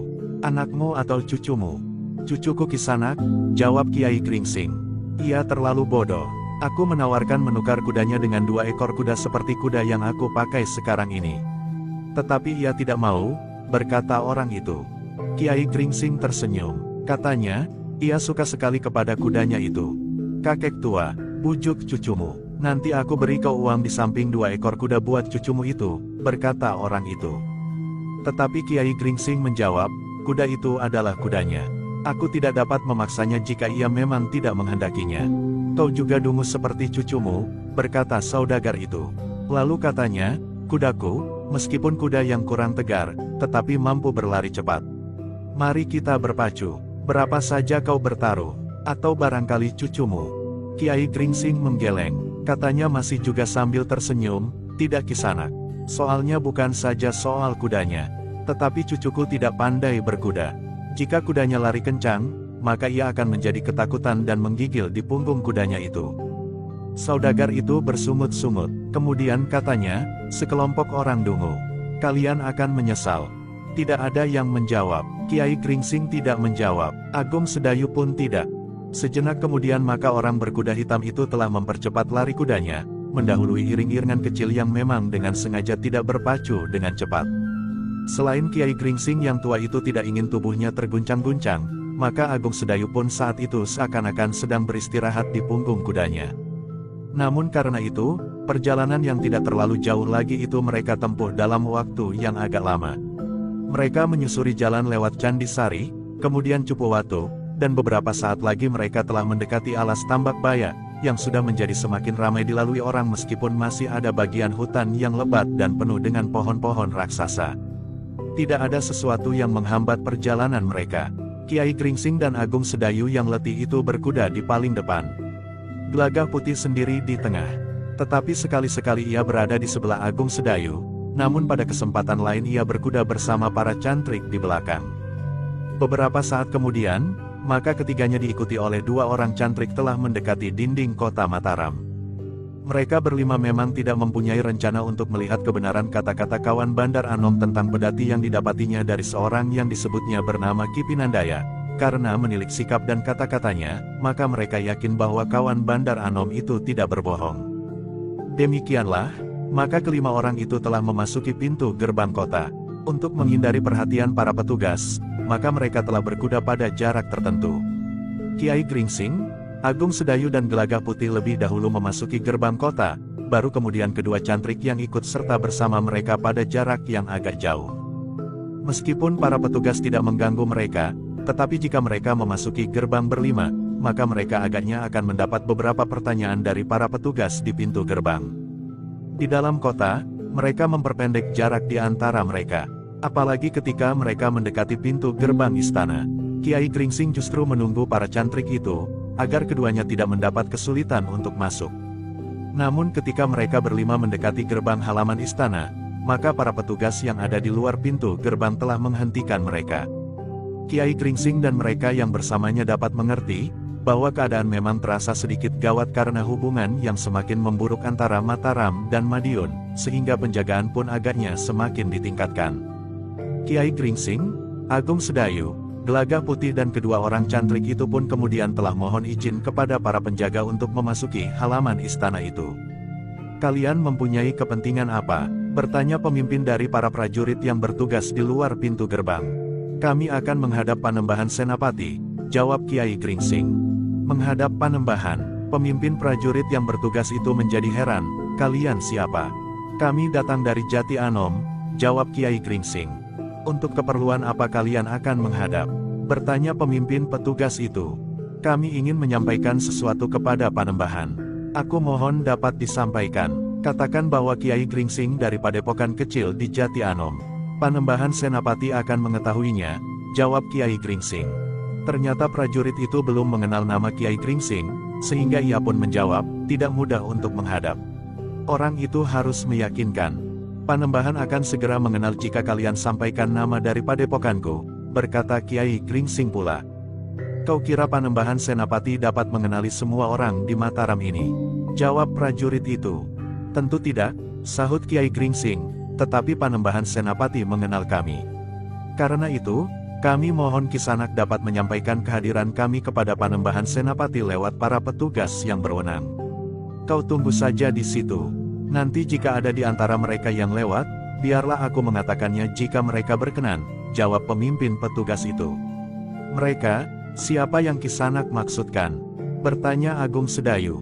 Bersambung ke jilid 241.